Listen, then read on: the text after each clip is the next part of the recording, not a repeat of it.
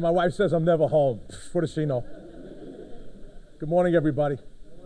Nice to see you all. Teresa, thanks for asking me to come here to speak with everybody today. But I want to start off with something that happened to me on the way in last night. I drove down from New York. Basically, it's a 5-hour ride. I did it in 3. But I met a very nice state trooper along the way. I've learned the Maryland state troopers are some of the nicest people that you'll ever meet in your whole life. So he got me somewhere on 95 coming around near Baltimore, and we pulled over. And by the way, you grow them real big out here. I'm looking in my mirror, and like he unfolded himself out of the car, and he walked over. Now, being from New York, we learned one thing. You get pulled over by law enforcement, you put your inside light on, you drop your windows, and you go 10 to 2 on the steering wheel. They want to see your hands, right? So there I am. He walked over, and I looked to my left, and I'm staring at his belt buckle. I said, this is not good. This is not good at all. So he kind of folded himself in half, and he said, you know, I've been working radar about 10 hours today, and I've been waiting for some northerner guy to come down with them New York plates. And he's kind of drooling, you know. I just looked at him and said, I got here as fast as I can. So that was the beginning of my night, just so you know. So Teresa asked me to come and talk about the lithium-ion battery crisis we're going through in the city, and it's not exclusive to New York. This is going to be throughout the country. You're going to start seeing it more in the urban centers where people don't have a car, so this battery bike is the next best thing. Okay, so we'll get to the problems with that. But I want to introduce you to the New York City Fire Department and what our Bureau of Fire Prevention does. Okay, so let's take a look. This is what the fire department looks like. We protect 302 square miles in the 5 boroughs of New York City: Brooklyn, Bronx, Queens, Manhattan, and Staten Island. Yes, we have an island in the city. Okay, population is 8.5 to 9 million, depends on what day you look at it. We run 197 engines, 143 ladder companies, 5 heavy rescues, 1 hazmat.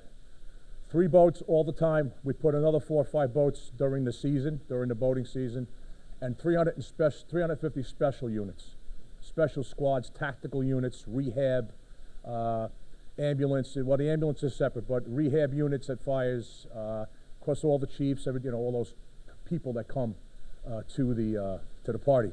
So in 2020, we had 500,000 fire calls and 1.5 million EMS calls. That's what the city looked like in 2020. So in order for me to better describe what goes on in New York City, I have a quick YouTube video I'd like to show you. And through the magic of technology, which I am technically challenged, so you'll have to bear with me, we'll see if we can get that going. As you can see, I'm a big supporter and I'm a big safety guy. Yeah, with all of that, with that plate on my car and a sticker about this big that says FDNY on the back window, it didn't matter. Didn't matter. It's okay. I can't tell you that. I can't tell you that. Yeah, I started a GoFundMe page so I can get home later. See if we can get sound on this. Folks are committed and dedicated to saving the lives of the people around them, no matter what that challenge is. Like the rumbling of subway trains and the honking of yellow cabs, sirens, at least to New Yorkers, can practically be white noise. But those sirens represent the city's intricate network of emergency services, including the fire department of the city of New York. You know, the sun comes up every day, and we don't know what that day is going to bring. It's the largest city-run fire and emergency medical services department in the United States, operating in a city that has no shortage of challenges. One of the concerns is responding in gridlock conditions. Also, we have a lot of subterranean environments, such as the subway and under-river tubes.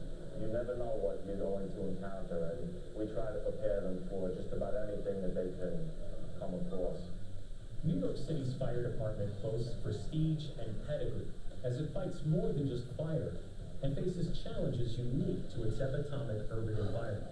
The department, which serves more than 8 million residents, is one shaped and reshaped by tragedy. Even 20 years later, the emotions that come through are still pretty raw. we're always trying to train for both the events that rarely happen as well as the everyday mundane events that are less catastrophic. Fueled by a cocktail of preparation, coordination, and bravery, the FDNY makes it safer for New Yorkers to be New Yorkers.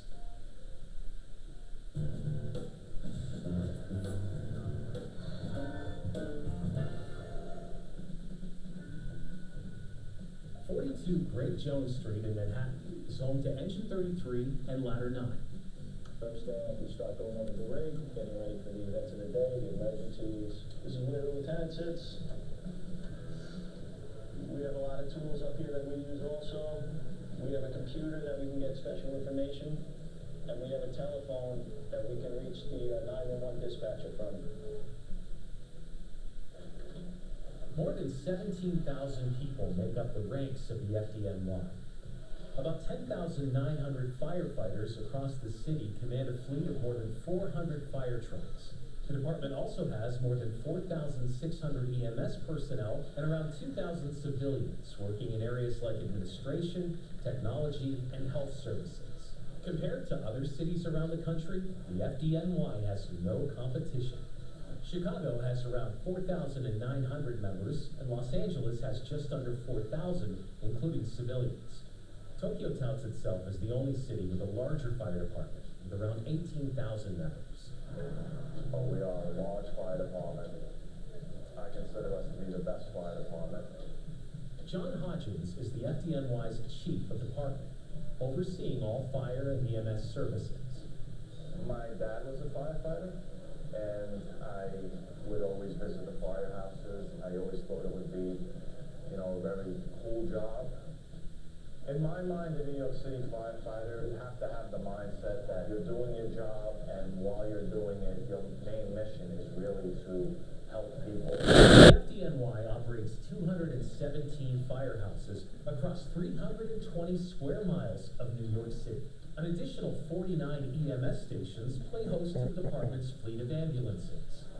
Dense building material and large structures characteristic of Manhattan, along with strong winds that sweep through the city grid, forge the obstacle course New York City firefighters navigate each day. This department is unique in the fact that we have 5 boroughs that can almost be 5 different fire departments based on the residences, occupancies, commercial, mega high-rise, subways in some areas, above ground in other areas. So based on where you're working, you may fight fires not completely different, but techniques that they've learned through the years from senior firefighters and officers are passed down. And that's why as you go through each borough, certain things can change based on how they know what works best for their buildings. New York's most obvious challenge is its most visible one, its skyline. The city is home to over 1 million buildings, more than 6,000 of which are considered high-rises. We have what's called a standpipe system throughout the building. It's a pipe that runs from the city main all the way up to the topmost floor, and a lot of them are supplemented with a gravity tank full of water on the top. We connect hose from the engine to that system, and then the engine firefighters carry these roll-ups up to that floor where we need to extinguish, and then we connect those roll-ups to that standpipe outlet on the floor below. The number of buildings that are more than 1,000 feet tall has really grown over the last 15 years, and it continues to challenge us more and more.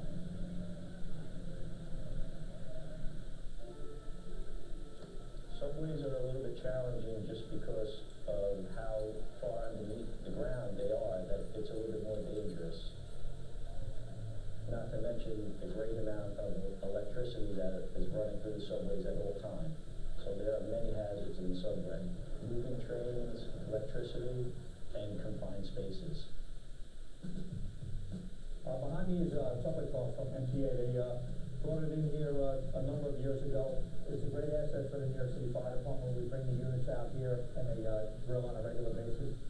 We'll do larger scale drills. We'll put mannequins in this car, simulate mass casualty or some sort of fire in a train. And we'll have field units come out here and they'll search the car, package the victims, and remove them from the train. To make matters worse, much of the subway is over 100 years old. Ever deteriorating conditions make the job just that much more difficult.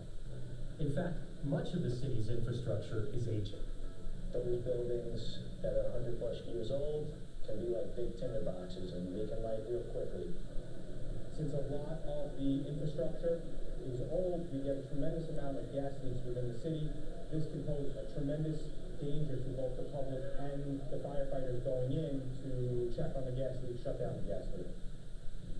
The benefit of having something like a laser methane detector is I can detect the presence of methane from a distance. So we no longer have to put the firefighter in danger holding a meter to be actually in the environment to detect the presence of methane. So by sweeping the laser over the window, this window contains natural gas in it.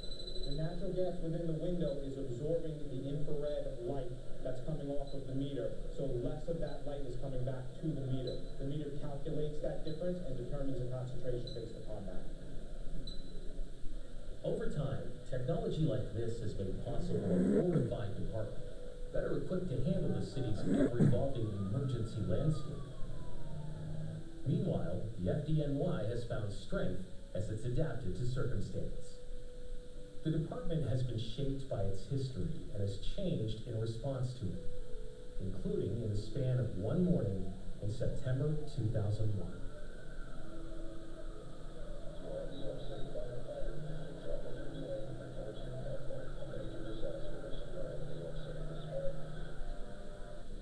"343 members of the department died responding that day. The fire department wanted to move ahead with some type of memorial, both to the members that lost that day as well as to commemorate the efforts that went in to try to save those buildings and those people. Part of the central feature of the room is this monument which shows the 343 members of the department that gave their lives that day, and the voids that you see represent the missing buildings. We all have our unique, stories that touch us in different ways. Even 20 years later, the emotions that come through are still pretty raw.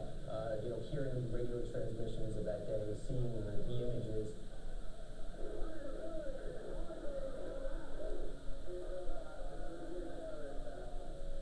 These are 10 people that were assigned to Engine Company 33 and Ladder Company 9 that lost their lives on 9/11. The bravery that they displayed and what they did, and it motivated me to try and do something similar. And especially here, and I'm sure at many other firehouses, we do have people that still work here, that worked with them, and they let us know about how good they were, about what they sacrificed. I hope that I can do as well as they did.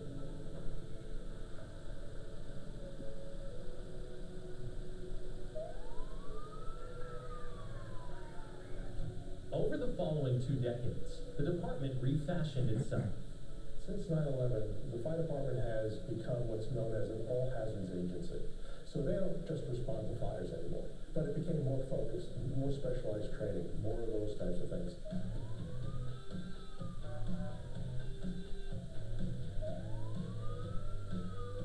When we pull up to the scene, we will determine what type of robotic technology is necessary. New York City Fire Department has been using drones from March 2017. We use them on a daily basis now and probably fly somewhere around 30 to 40 times that incidence every month. Just say we have a crane collapse and we need to get a good view of it from far away. We'll use the technology that gives us a zoom camera.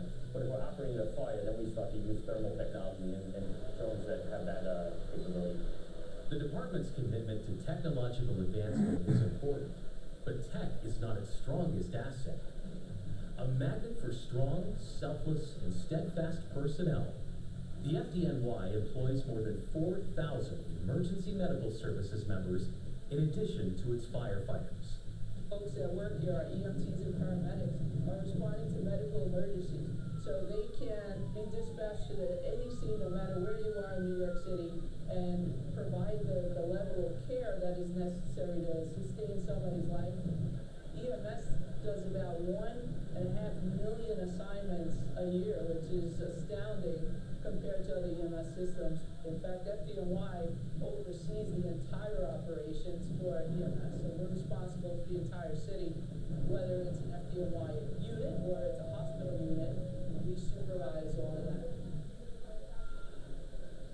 For a New York City firefighter, each day begins the same way, but each passing hour brings a new challenge to face or problem to solve. Growing up, I wanted to be a firefighter. When you grow up in and around New York, you go to New York City to be a firefighter. It's a big city. It's the center of the world. The magnitude of New York's assets is matched only by the magnitude of its liabilities. New York City is the target of repeated attacks and repeated attempts. And we don't have to go back all the way back to 9/11. You know, in New York City, as great as it is, we know we have to deal with that persistent threat, and we continue to train and prepare and be able to respond to whatever's out there. The firefighters are seen as lifesavers. It's not until you need them that I guess you get the full appreciation for them. But they don't care who you are. They don't care where you live. They don't care if you even have a place to live. They'll take care of you. And if you have an emergency, they'll be there for you. If you pull a fire alarm box in the city or you call 911, the fire department's going to respond and they're going to be there. And they're going to help you to the best ability that they can. And very likely save your life.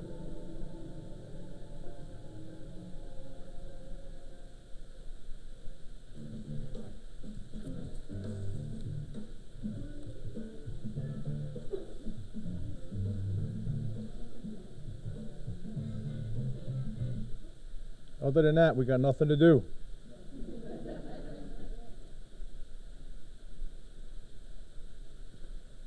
All right.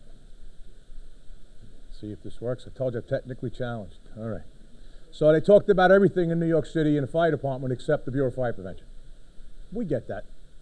We get that. We're the stepchildren. We understand. Right? However, what we do and what you do every single day is very important. And I'm going to get back to that when I wrap up later on. So let me show you what our Fire Prevention Bureau looks like and what we do and how we do it. Okay, so as I come to the first slide, okay, I said to Teresa yesterday afternoon, I said, how apropos to bring this group of people together in Maryland today, okay, on the anniversary of the Triangle Shirtwaist Fire. Okay, 112 years ago today, okay, at 4 o'clock, around 4:30 in the afternoon, the fire broke out at the Triangle building, Triangle Shirtwaist. So for those of you who don't know what a shirtwaist is, you know what a shirtwaist is? It's a lady's blouse. That's what they called them back then, when I started. So the fire broke out and went to 8, 9, and 10. Most of the 149? Sorry, I'm looking at the number. Yeah, most of the 149, probably 3/4 of them jumped. The exit doors were locked for fear of theft by the owners. Most of them jumped. Those who found the fire escape on the back of the building loaded it up and it came off the building and they fell to their death anyway. They thought they were getting out. You could see the fire department was kind of limited, although they had a high pressure pumping system back then, and they managed to get water to the top. There was a standpipe system in there.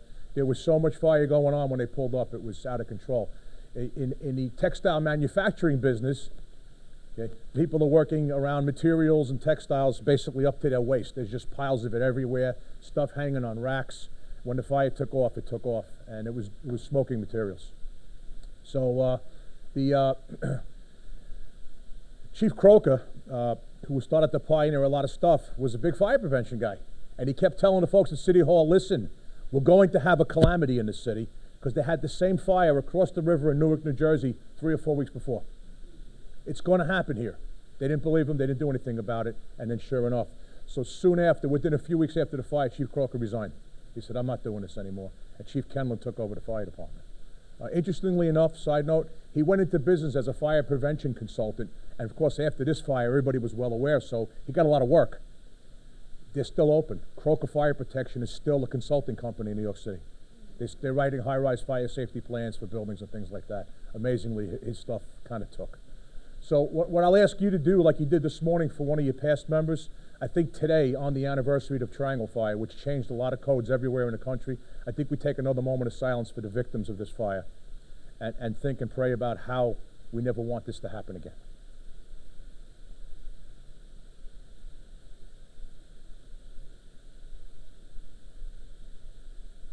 Thank you for that. We had a ceremony yesterday. There's a ceremony every year in New York City. They had it yesterday instead of today. Actually, after this fire, the International Ladies Garment Workers Union formed up their union for better and safer conditions in places like this. There were thousands of them in New York City and everywhere else. So they formed up their union. So the AFL-CIO, the parent union, they sponsor a ceremony every year at the Ash Building. We were there yesterday. I couldn't get there yesterday because I was driving down trying to beat the state troopers, right? But our academy director from the Bureau, he spoke, made great remarks. And then at the very end, I watched it on video last night, and I will tell you, as long as I've been in this business, which is 48 years, there are certain things that still move me. At the very end of the speeches, he called and he said, "Ladder Company 20, put the ladder up." And they actually put the ladder up to the window. And it sends a shiver down your spine when you see that. Just the thought of those people trying to get out, and they couldn't get out. So we teach our fire inspectors in the academy.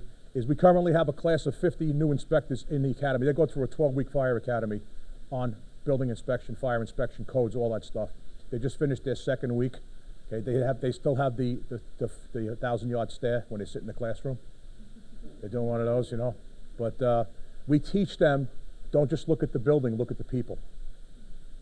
And the first day, their very first day, we do historic large loss fires. We talk about the Rhythm Club in Natchez, Mississippi, the Beverly Hills Supper Club in Kentucky, Coconut Grove, and we show them the tally of fatalities. And we tell them that's why you're here. This is why you're here, so we don't have this ever again. Okay, unfortunately, history does repeat itself right up to 2003 in West Warwick, Rhode Island, at the Station nightclub. You know, when I heard about the Station nightclub fire on Monday morning, I was getting dressed to go to work. I couldn't believe that we were able to kill 100 people in a nightclub in the United States of America in the year 2003. It just blew my mind. But sure enough, history repeated itself. So quickly after the Triangle Fire, right after the Triangle Fire, two politicians in New York got together and they wrote a fire prevention law. That was our first prevention law. Just about a year later, March 16, 1912, the commissioner swore in 67 fire inspectors, a couple of examiners, and a chief, and the next day they hit the streets in New York City. Okay. Then March 17th is St. Patrick's Day. I'm not sure how hard they hit the streets the next day, but they hit the streets the next day. All right.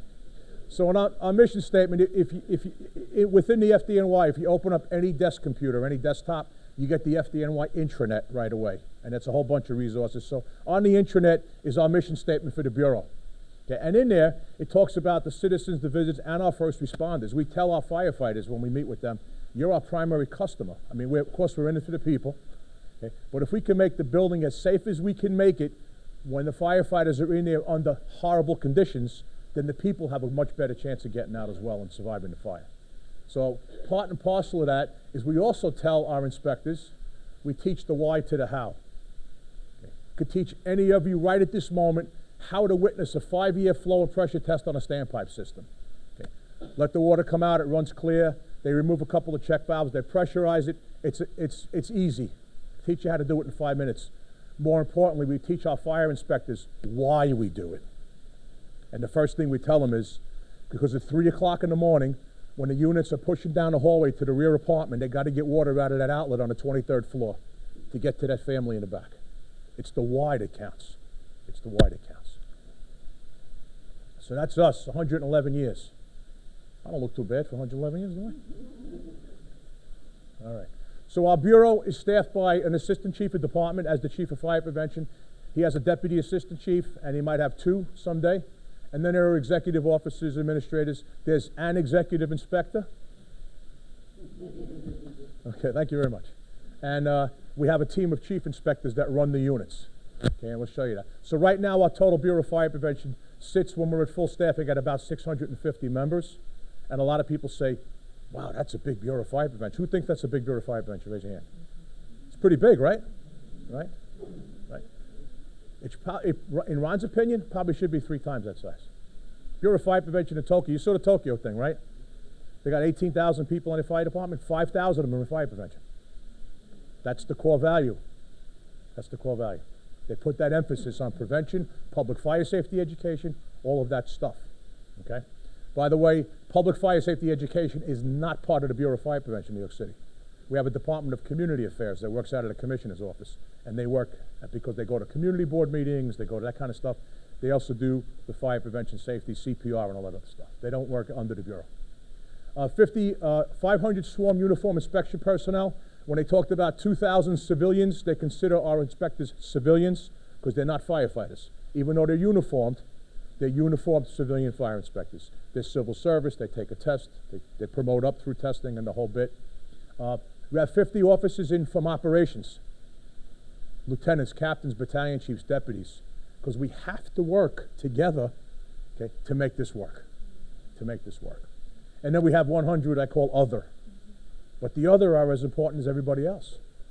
You see 100 engineers? Those are our plant examiners. We got electrical engineers, mechanical engineers, structural engineers, plumbing engineers.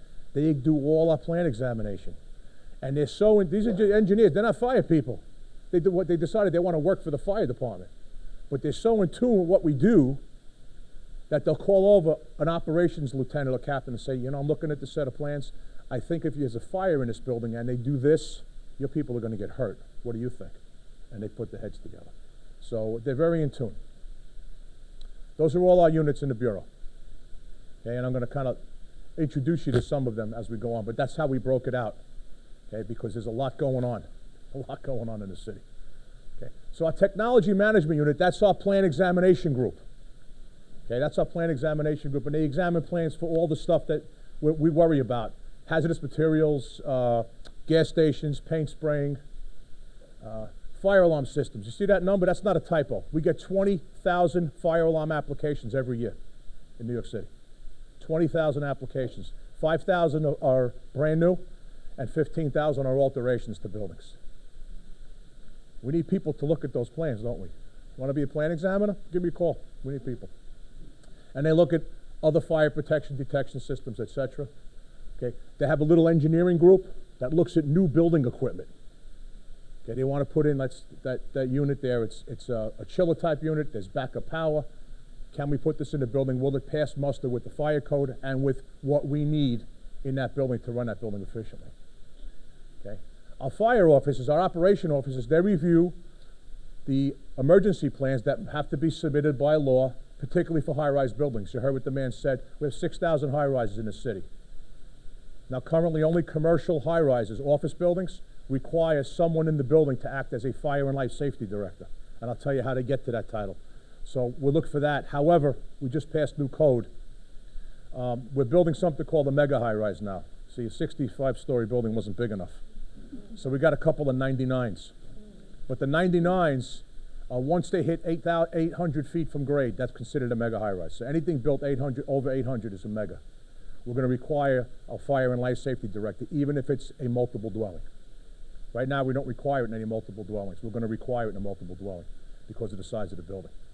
The fire we had in the Bronx a year and a half ago in January, 17 people got killed. Did you see that on the news? Okay. That was a 22-story building or 24-story building, but without fire alarm, without public address, without anything. And the people who lived in that building came from another country where everything's one story. So we brought these folks over to America, and we put them in a high building 20 stories above the ground, and expected them to behave properly when a fire broke out. They didn't know what to do. So we're on a massive education campaign. But that's what these officers do. They look at these emergency plans. They go out to the high-rises to make sure that they're lined up. It's not just an exercise. We make sure it's lined up. We got a rooftop access unit. Ron, why do you have a rooftop unit? Where do firefighters spend a lot of their time? You see what the picture looks like? It's getting worse. That's a good roof. That's a good one. It's getting worse. Our new code says there has to be north-south 4-foot egress path to all 4 sides of that roof now when you're going to put anything up. So these guys look at that on plans, and they also go out and they look at stuff like the picture on the right. Okay, they want to build a cantilevered building over old buildings. So they'll go out and look at that and say, can we still ladder the little buildings, the 3-4-story buildings underneath? So they say, you could build your cantilever, you got to give us 25 feet above so we can ladder that building, get on there and operate. Okay, that's what rooftop does. Certification and testing. We, goes back almost to the beginning. We wanted to put people in buildings who supervise fire protection and life safety systems, and people who do hazardous things to be certified by the fire department. So back in the day when I was a rookie, like 1912, right? They said, we need people who are fit to do this. So they called it a certificate of fitness. It has nothing to do with this, all right? It has nothing to do with that. But we call it a certificate of fitness. It stuck. We never changed the name of it, okay? So we issue about 70 or 80 certificates of fitness, different types. If you drive a tank truck and you deliver gasoline or fuel oil, you need a certificate of fitness in New York City to do that. If you supervise a standpipe or a sprinkler system in a commercial building, you need to be certified. We do about 80 of those.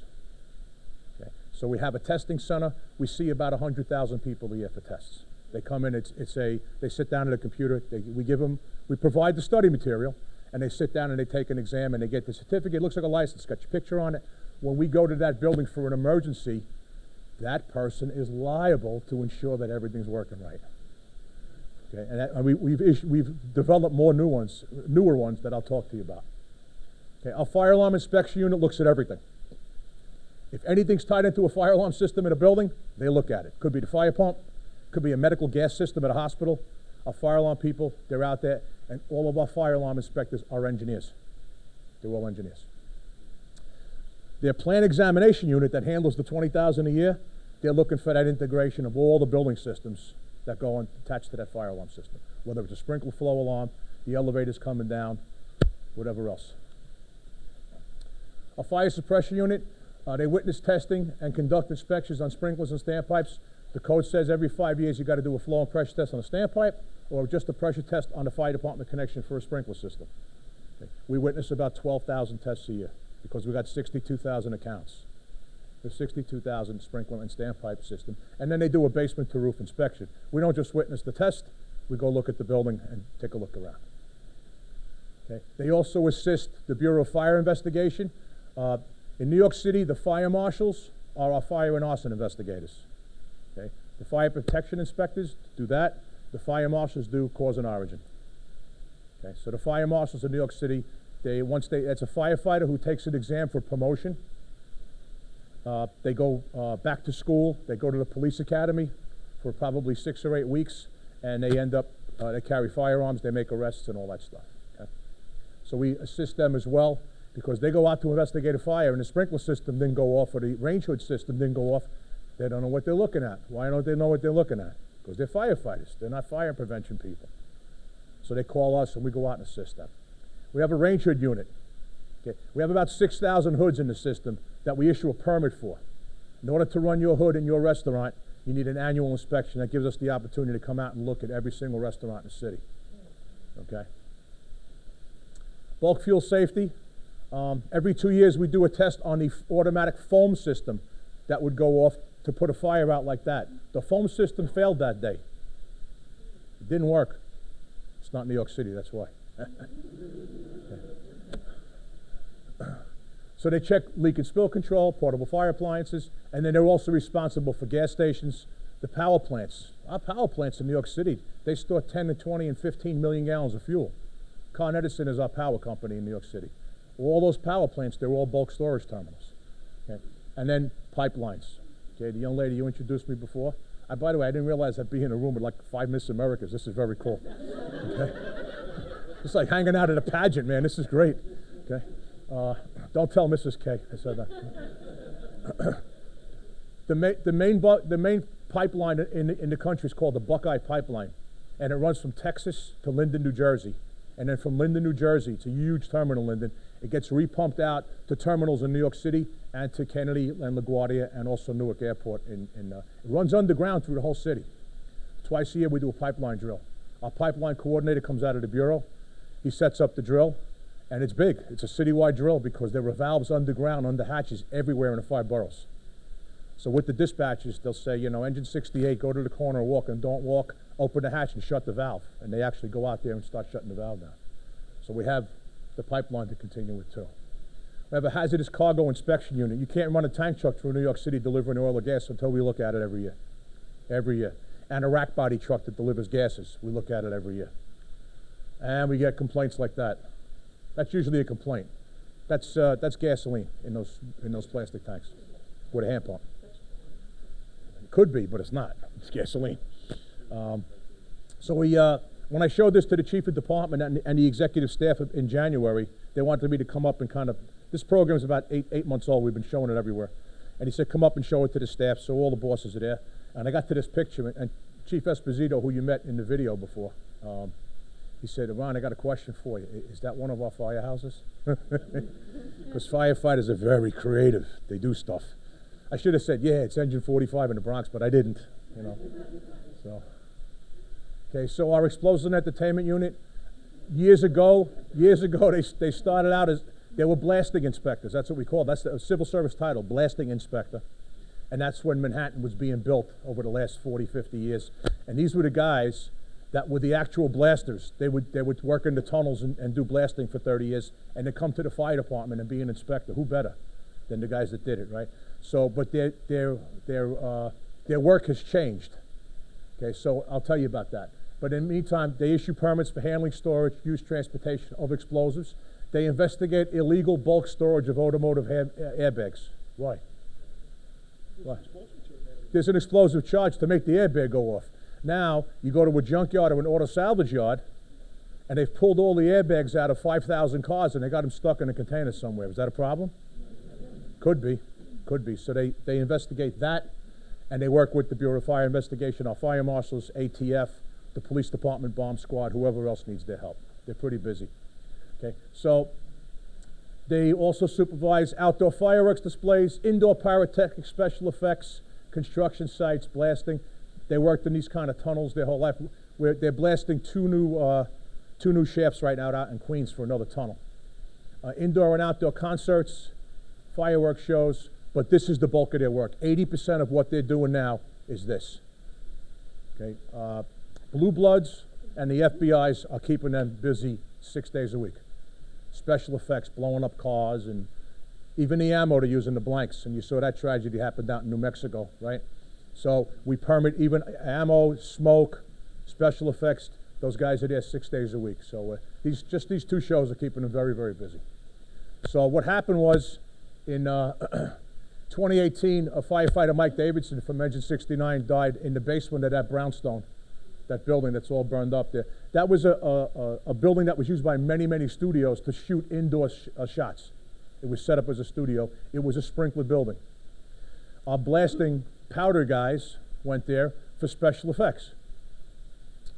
They wouldn't know about looking at the sprinkler valve. That's not their purview. It's not their bailiwick. They're not fire protection inspectors. They're special effects blasting people. So they went there, issued the permit.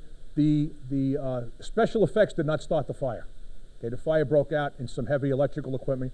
You got to figure the place is loaded with spotlights and a million cables and sound and all that. That electrical fire broke out. Davidson got trapped in the sub-basement, and he passed away there. So the chief of fire prevention said, you know what? Since our blasting and explosives guys aren't familiar enough with all of that other stuff, we put 2 fire protection inspectors in that unit. So now they go to every TV set, movie set, special effects, indoors or outdoors, and they do the fire and life safety inspection, and then tell the powder guys, now you can do your thing, after they're happy. If they're not happy, they don't shoot that day. What we also did since the Davidson fire is we now give a certificate of fitness exam for supervision of a production set. So now there's somebody on the set who's in charge of fire and life safety when we're not there. Our lab inspection unit, they're all chemical engineers. If you think about the number of hospitals, high schools, colleges, universities, and testing labs, not just in the city of New York, but everywhere, okay? We have a lab inspection unit, and they also take a look at bulk storage of hazardous materials. They're all chemical guys. We have 10 district offices around the city. We have 10 fire divisions. There's a DO in every division. And they handle the day-to-day, the building operational stuff, the oil burners. If you have a tank 550 or bigger, you need a permit for that every year. They go back and do the annual permit inspections. Paint spraying, let me see what else. Refrigeration systems, emergency power, backup, microturbines, wrecking yards, auto salvage. They go out and do that every day. Spraying operations, hot work and welding, paint, that's their bread and butter. They also do surveillance at large block parties. It's a pretty big block party, no? A couple people showed up. Yeah. Yeah. That's those big Italian feasts to have, and it's like you're dying for that sausage and pepper sandwich, and you got to get down to Manhattan, and there's 10 million people. You got so much company there, shoulder to shoulder. We need our people there. We're checking the propane tanks while they're cooking. You can see the police horses, the barricades. That's to maintain east and west roadways for ambulances, police cars, and fire trucks too. So they do all of that surveillance. They do. You could tell by now with my accent, I'm from the South, right? Yeah, from South Brooklyn. Yeah. Yeah. Got a high-rise unit. Needless to say, the man said we have 6,000 high-rise buildings. He wasn't lying. Okay, so they do an annual inspection on every high-rise building in the city. Now they have a sub-unit, a testing unit. When you apply to be a high-rise fire and life safety director, like that young man up on the screen, they go to first he's got to take a 50-hour class through a college or university, or there's 20 places to get that class. 50 hours. It's 30 hours of fire, 20 hours of non-fire emergencies. What's a non-fire emergency in a high-rise building? Medical. What else? Violence, active shooter. Right. So it's 50 hours. You get a certificate. You take a test. Then you go to the fire department and say, "I passed my class." Okay, sit down. Take 2 more tests. They take the fire and they take the non-fire. Then you get your temporary certificate. Then you get a job. You're working at One New York Plaza as a fire safety director. They write a letter to the fire department saying, "We have to come." What's your first name? Nicholas. Questions get harder as I go along, Nicholas. Okay, thank you. You're a good guy.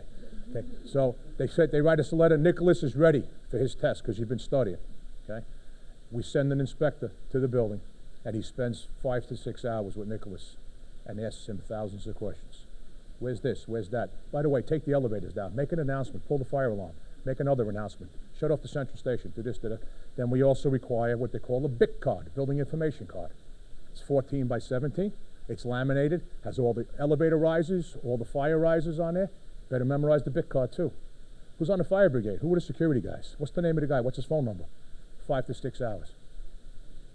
When they pass that test, our chiefs in the field know when they get to that building on an emergency, Nicholas has got his act together and he's going to show them what they need to see to get that fire out. Okay? So we do on-site testing for high-rise buildings. Our SIU, they close to them got to a SWAT team. They basically take stuff that doesn't fit anywhere else. You know, the field calls up, we got a sprinkler problem, we send a sprinkler guy out there. Okay? But when it doesn't fit anywhere else, our SIU responds. Someone made a complaint that they saw a lot of cylinders across the street from Citi Field where the Mets play, where the Mets try to play. Actually, we have a good relationship with the Mets. We take our probationary inspectors class to Citi Field for the day. They have every known fire safety thing to man. And sprinkler standpipes, hood system, and they actually their engineers walk our probationary people through the building and actually show and demonstrate everything. You name the type of system, they got it in Citi Field. So my academy director said, "We're going to go April, whatever the date is," and I said, "Why?" He says, "Well, the Mets aren't home that day." I said, "If they were home, nobody would be there anyway. What's the problem?"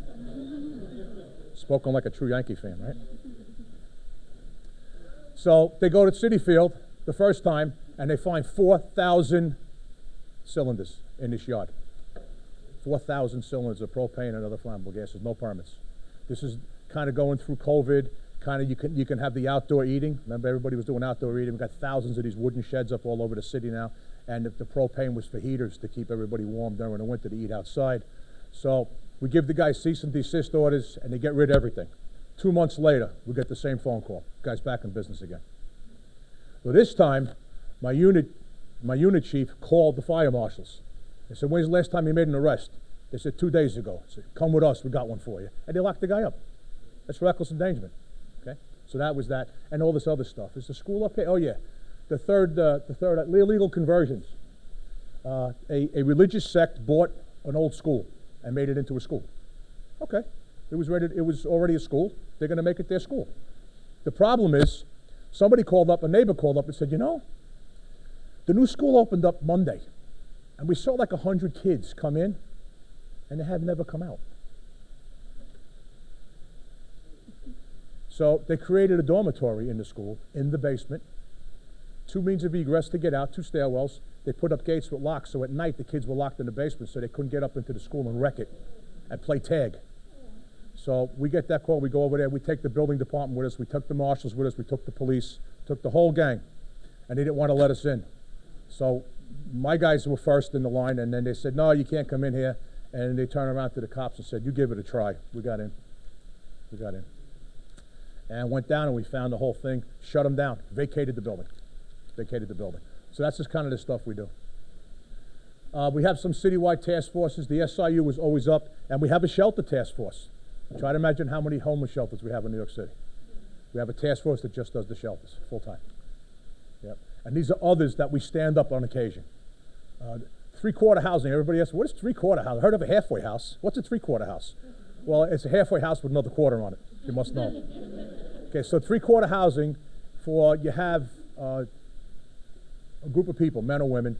Let's say they got out of jail. They were in jail for 15 years. They got out. They don't have a job. They haven't had a place to live. They go to a three-quarter housing until they can get on their feet. So they call it three-quarter housing. So that's that. So they're like kind of like shelters, but not. And then we have task force with other agencies. Escape room task force. You have that here in Maryland? Right? Legal or illegal? See, the legal ones have emergency lighting. They have somebody on duty. They have a trained staff. But these illegal ones pop up. I'm going to tell you something. Don't get excited. We found it wasn't a escape room. It was basically a pop-up party. Alcohol, DJ, music, in a crypt in a cemetery. An underground crypt in a cemetery in Brooklyn. How did we find out?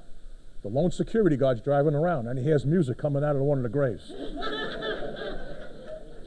They didn't even know. It was like they were able to sneak in. This is a huge cemetery. And he goes, what's that music coming? So he get out of the car, he's looking around, he's getting close. It's one of these big crypts with the building. He cracked the door and he hit downstairs, he hears it. Doom, doom, doom. He said, this is not good. Now, he didn't go down, smart man. I wouldn't have gone down either.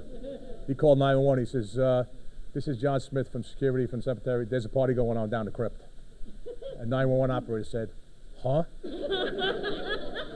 Went down there. There were 300 people down there partying in a crypt. The bar was set up, DJ's playing, and they're dancing. And I guess they were kind of goth people, you know. Like, you know. But who wants to party with the dead? Not me. Not me. We always say only in New York, but it can't be only in New York. Can't be. Wow. Can't be. Can't be. Licensed places of public assembly. They go out, they have a day team and a night team, and they switch every month so no one has to be stuck working nights. They go to all the nightclubs, all the fancy places. They work 4 p.m. to 4 a.m.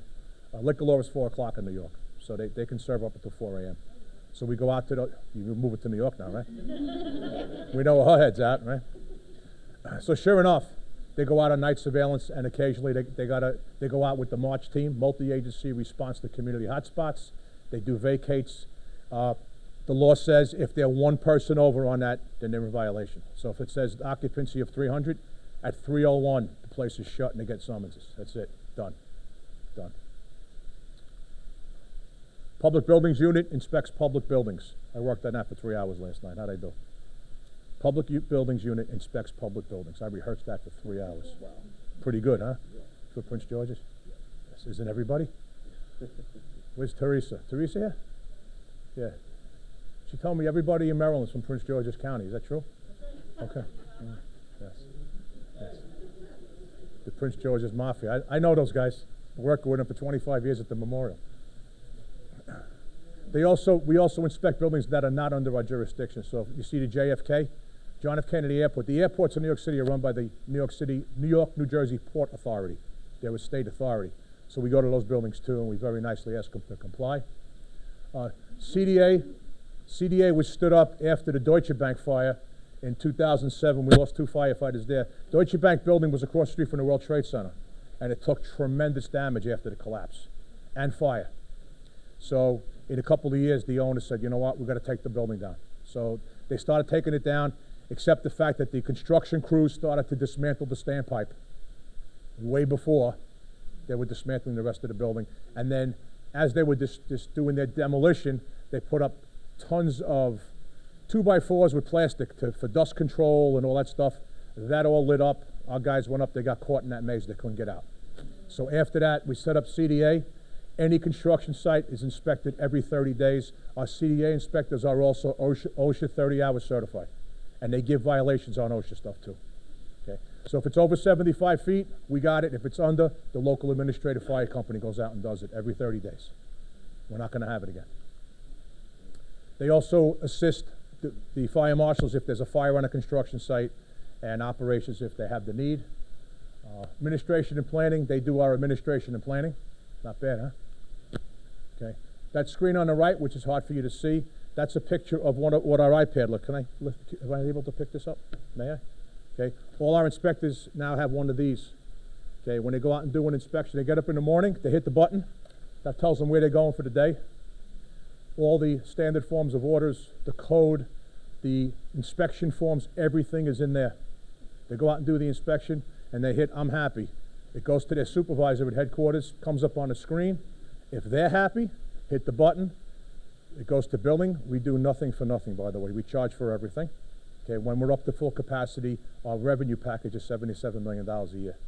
Okay, so the billing goes to billing, an email goes to the owner, dear owner, your inspection was done. Here are your violations attached, by the way. You need to fix them, and despite the minor violations, your permit's ready. If you pay your bill, you can have your permit. It's pretty fair, right? All happening at once. We just went to this system. It's been piloted now for about 18 months, and I had a full head of hair when we started. Right?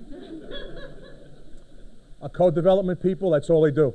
We have 2 attorneys and 2 inspectors, and they just do code. That's it. Okay?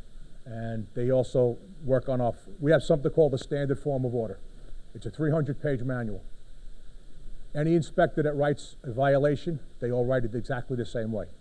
Okay, so if extinguishers need to be charged, it's FE 206, and everybody in the city is writing FE 206. You go right into the manual, and you copy it right onto the violation. Okay? Good night.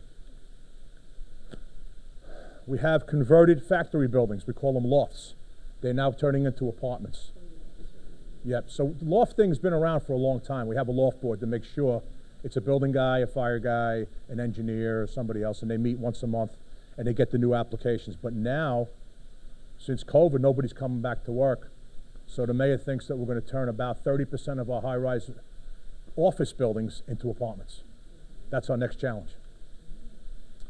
So our academy that I'm kind of tied to at the hip, my job, I have a twofold job. I support the staff chiefs with policy, research, directives, and that kind of stuff, and also training programs. So I work with the director of the academy probably 3-4 days a week versus 5. So we have a probie class of 50 inspectors in school now. They go through a 12-week program. They come out as peace officers on the other end in the eyes of New York State. They go on field inspection tours, out with an FTO, and on training. So they start on March 13th. They'll be ready to go in the field by themselves at Labor Day. We want to give the Bureau a whole inspector. Okay? They take a civil service test for the title. They go through school, and they're on their way. Other things we're doing at our academy, we're doing supervisors, leadership academies. We did a code update class for 330 members. We put out a monthly operational bulletin on various subjects. Our PROTECT program is our continuing education. Any fire inspectors, working fire inspectors in the room here in the state of Maryland? Or local inspectors? One? None? No fire inspectors in the whole room? Okay. Retired. Okay, so when you did inspection, did you have to go back for continuing education? Yeah. Okay. New York City. Yeah, good. Good. New York, you didn't come to see me, you came for the credits. All right. New York City was the only inspectional force in the country that didn't require continuing education. So that changed. That changed. And then that program on the computer is called the FIRES program, Fire Inspection and Revenue Enhancement System. And now we partnered with the Manhattan District Attorney, and they're going to present to our probies for the first time a human trafficking awareness program. Human trafficking in New York City is off the chart. Off the chart. It's not just sex trafficking, it's labor. So we want to give our inspectors that awareness. They're in and out of factories, restaurants, kitchens, and they see a 14-year-old kid washing dishes, or they see a barcode on the neck. They're barcoding people. A QR code on an arm. They did that years ago in another country, to people. Okay, chips. So we're running an awareness program so our inspectors can see it, don't take action, nothing. Even if the kid says, "Get me out of here," you ignore them. Go out, get a block away, call the hotline, have the police authorities go down there and check it out. So we're doing that. That's a brand new program for us now. And that's the Bureau. Any questions on our Bureau? No questions. It's a lot going on, man, let me tell you. Yes? You spoke about the Bureau is separate from the community outreach. Yes. Yes. Do you guys work together? If so, how do you work together? You got people from different parts of the school department Okay. that are here about work matching community risk reduction, community outreach with fire prevention. Community outreach is a separate division of the fire department. We don't do any of it. We do a limited education in terms of when our inspectors go to a building, they locally educate those people in that building to fire hazards by finding violations, sitting down with management, but it's not that we're taking the burn trailer out to a block party or a smoke trailer and have the kids crawl through the trailer. That's all done by the Public Safety Education Group under Community Affairs. Very little or none. Very little or none. Absolutely. In Ron's opinion, yeah. Yeah. When I came back to FDNY, I asked the Chief of Fire Prevention, how come community fire safety education isn't under you? And he went, oh boy. It's been under the Fire Commissioner's office for a long, long time. Probably a little bit of a political football, I would guess. And I don't have the answer to that. The answer is they're a separate group. So, I know in most places, public fire safety, it's part of the Bureau of Fire Prevention in a lot of places. I mentioned Tokyo before. 5,000 people in the Bureau, 2,500 inspectors, 2,500 public fire safety educators. They take it serious. They take it serious. Yes? Since we have criminal trafficking, group that just started, how does that come out? All right, we didn't start yet. Okay, so what's happening, she asked about the human trafficking. We looked at it, our training academy looked at it, then we brought it to the bosses, then they watched the program, and they all said yes. So now the assistant district attorney in Manhattan, she's going to our probie school in about 8 weeks, and she's going to deliver it to the first group of fire inspectors ever. So we didn't start yet. Okay, we'll let you know. All right, so let's get to the battery issue. Everybody's talking about batteries. We had a nice long talk last night at dinner about batteries. Where do you hear this expert get up and talk to you later about batteries? So here's what's going on. We use the IFC Chapter 3, the International Fire Code Chapter 3, like most places, with hundreds of modifications, of course. New York City is not happy with anything that off the shelf. We have to modify it till it dies, all right? So we have modifications. Chapter 3 in the code is general precautions against fire. Most recent, 21, is it? What's the newest? We call it our 22 code, but I think the code itself is 21. It's 21. It took a year to get through the city council. It has to be voted on by the city council to get approved. Okay. So section 309.3 is battery powered industrial trucks. Okay, what's an industrial truck? Battery powered industrial, what is that? Forklift, yeah. Equipment and mobility devices. So that's kind of what we're talking about this morning. This is kind of the current bane of our existence in our city and in a lot of other cities. But it's not just, we just have more of it because it's more densely populated. But can you get a battery bike fire in a private home or in a commercial building in Maryland? Yeah, you can. You probably did already. You probably have, right? There were 11 of them on the bike rack out there when I was driving. Outside. When I was driving to the campus. Oh, okay. I drove to Campus bikes? From where I entered, I counted 11 sitting at bike rack. Outside on a bike rack. Outside on the That bike makes me rack, happy. in the rain. It's okay. It's outside the building. I don't care. It's outside the building. So here's what our statistics look like in New York City. So if you look at the first column, the year, okay, and as you can see, 2022, it doubled from 2021. But twice as many fires, 22, 6 fatalities, 161 of those 219 were structure fires. So this statistic for 2023 is as fresh as, what's today, Friday? I got that from the fire marshal's office on Wednesday. So currently, we're at 45 battery fires, 46 injuries, 2 fatalities, 31 of the 45 were structural. It's going to get worse before it gets better. It's going to get worse. So here's the thing that, in my mind, maybe you can help me with this. we want to go green, right?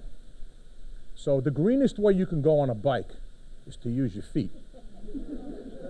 Now we got lithium-ion batteries, and what are we going to do with them 10 years from now, all these batteries?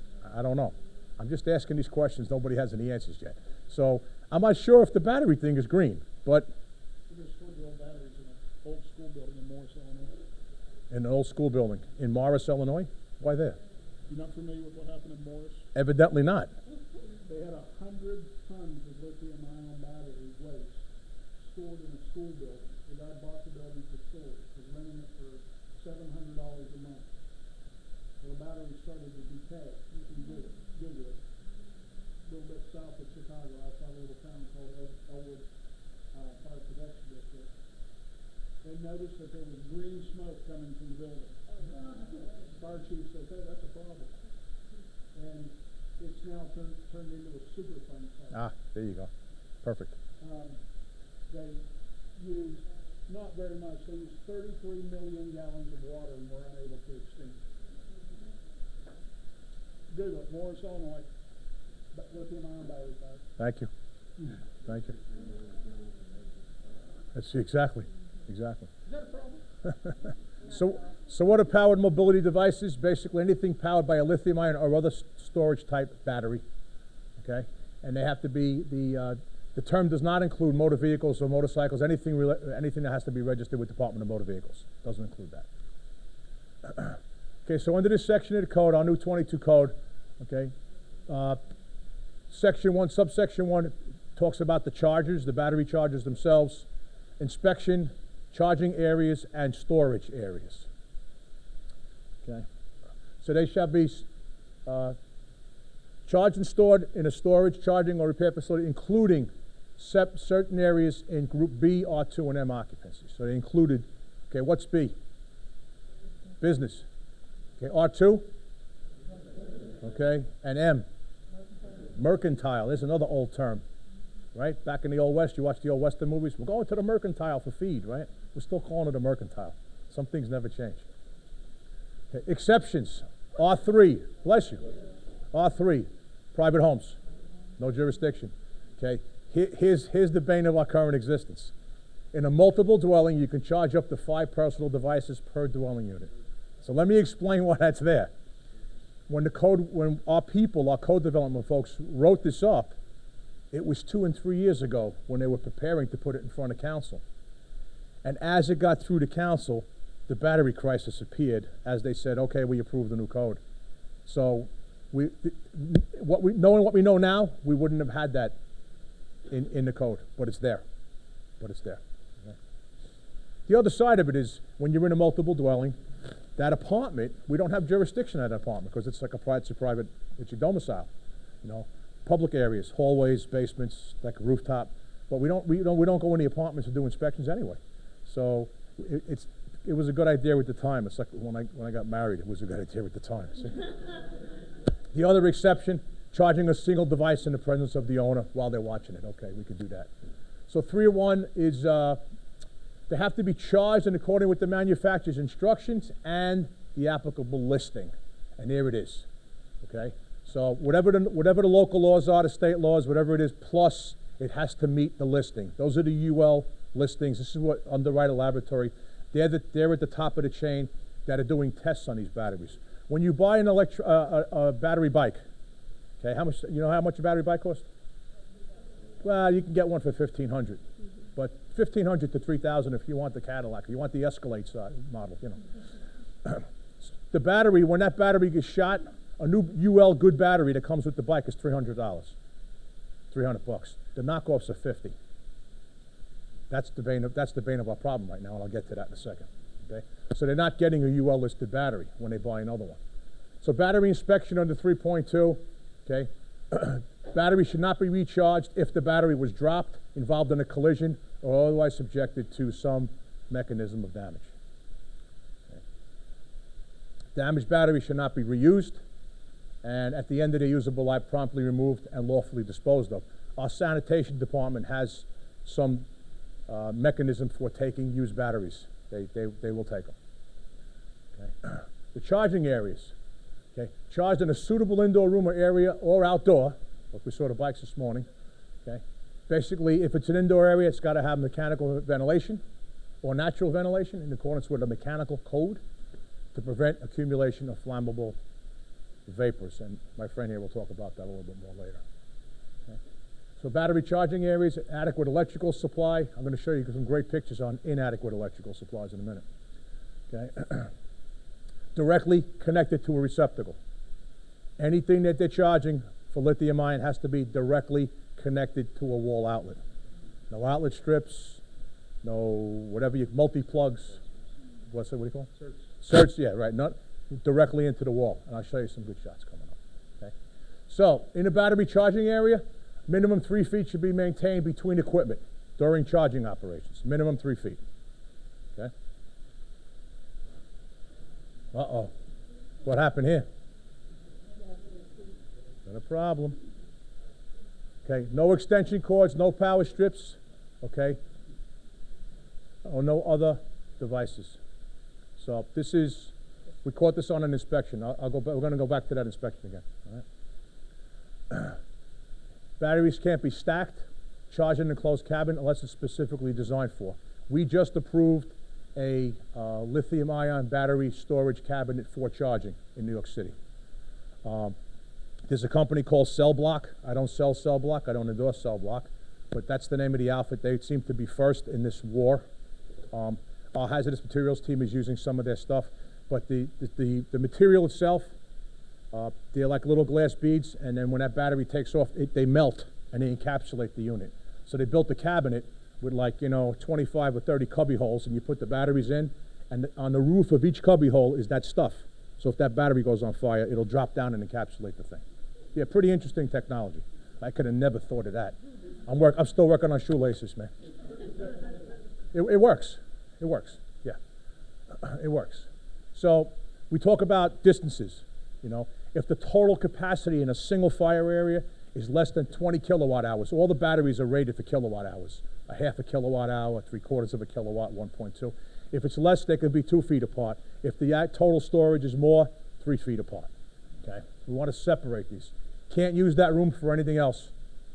Can't use the room for anything else. So on an indoor location, 6 or more trucks, items of industrial, or devices using a battery. One single location, it's dedicated for that. The room says battery charging room. It's got to be dedicated. Secured from unauthorized entry, separated by a minimum 1 hour fire barrier, and sprinkler system, and 1 or more smoke detections or smoke alarms. So now the people who are going to entertain the use of these devices and let them park like a school, like here. Okay? If it's not going to be if it's going to be outside, we're in pretty good shape. If you want to put them inside, we got to build a room. Apartment buildings, multiple dwellings, commercial buildings. If there is a fire alarm system in the building, the smoke detection for that room gets tied in. Okay? Charging areas, basically temperature controlled if it's going to get too hot, because these batteries, they heat up when they're charging. So do temperature control. Fire extinguishers, minimum 4A20 BC. Minimum 4A20 BC. Okay. Okay, it just says they have to require for storage areas, everything we talked about. So here's a brand new place where they sell e-bikes and scooters. Okay, doesn't service or repair anything. Okay, this is the first floor occupancy. Okay, there's our guy. So he was using the battery strip. Okay, contrary to the code. So what they did was we make him pull it all apart. It says the APIC. It's the authorized person in charge. Okay, I didn't make that up. Okay, took it apart and he started to plug them into their own outlets. This is a legal e-bike retailer. Okay, now in compliance, we're pretty much happy with this guy. So what's the problem? What's the problem? That looked pretty clean. It looked nice. Plugged them in the wall. Okay, the problem is home charging using the first thing is non-compatible equipment. What does iPhone tell you? Use our little cube charger for your telephone. But we all go out and buy the other ones for 16 cents, and then we have a battery fire. They're not compatible. The charger and the device are not compatible, and the battery. We got these pop-up charging stores with hundreds of devices, and the knockoffs and the rebuilds. That's our problem right now. Okay. So I had a news video, but time is running a little long, so we're going to skip the news video. But we went out with our task force, and we found a couple of places. Here's some of the stuff they found. This is one place. Now, this is a storefront in the Chinatown area of Manhattan. Okay, in the video it shows that the inspectors went downstairs to the basement. There was a family of 5 living down there, and they had 2 20-pound tanks of propane, and they were cooking in the basement of the house, in the basement of the store. And of course, when they're closed, they pull down the roll-down gate, so they're trapped in there. Those people, if something happens, we're not going to see them ever again.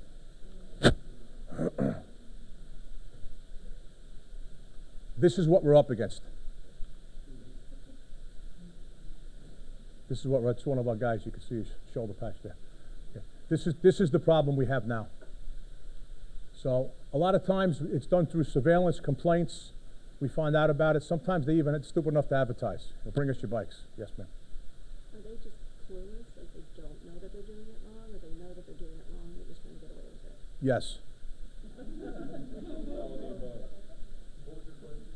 Are they clueless, or are they just trying to get away with it, or are they stupid to the facts, or does everybody not speak English as soon as you show up?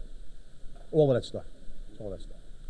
Does Connie let you guys know when the businesses always have like a massive? No, no, no. But they, if there's suspicion, then the fire marshals can get those records and take a look. Like that started with clandestine drug labs like 20, 30 years ago.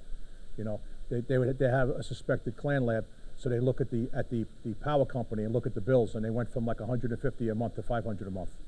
Well, These are not going to draw like a marijuana grow operation. Right. They're So this is what we're up against in New York, right here. Any questions? Well, I got to say, Teresa, I didn't have real high hopes for coming here to see you today, but I will tell you, this was dynamite. Thank you so much for having me, and good luck. And let me just close with this. Give me 2 more minutes.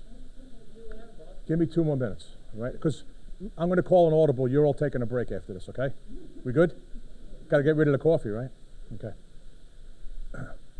I said at the beginning, the work that you do is very, very important. Okay? Don't ever think for 1 minute your efforts in public fire safety education are not important. It's very important. Okay? We tell our inspectors, don't expect to be on a 6 o'clock news. You know, the firefighters, they get the press. They come out of a massive fire, they're all filthy and all that. We get that. But you're not here for that. We tell them you're not here for that. You go home every day that you know you made a difference and probably saved a couple of lives just by the decisions you made. And you do that every single day. Don't let anybody ever tell you what you do is not important. It's as important as anything else that we do in the fire service.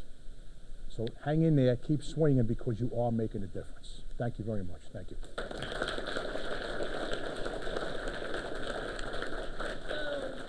We give nice gifts, thanks to appropriations for the state of Maryland. Yes. I can give you a mug. Everybody got a power pack today? Welcome to the battery life. You gotta try. You gotta do something in this life. Really? Absolutely. Really? Hey, it's powerful enough that it'll actually do laptops, so good luck with that. I got a quick question. If I get stopped on the way home to the Maryland Trooper, can I give him that? Yes. Okay. And Thank you. thank you. Yeah. Thank you.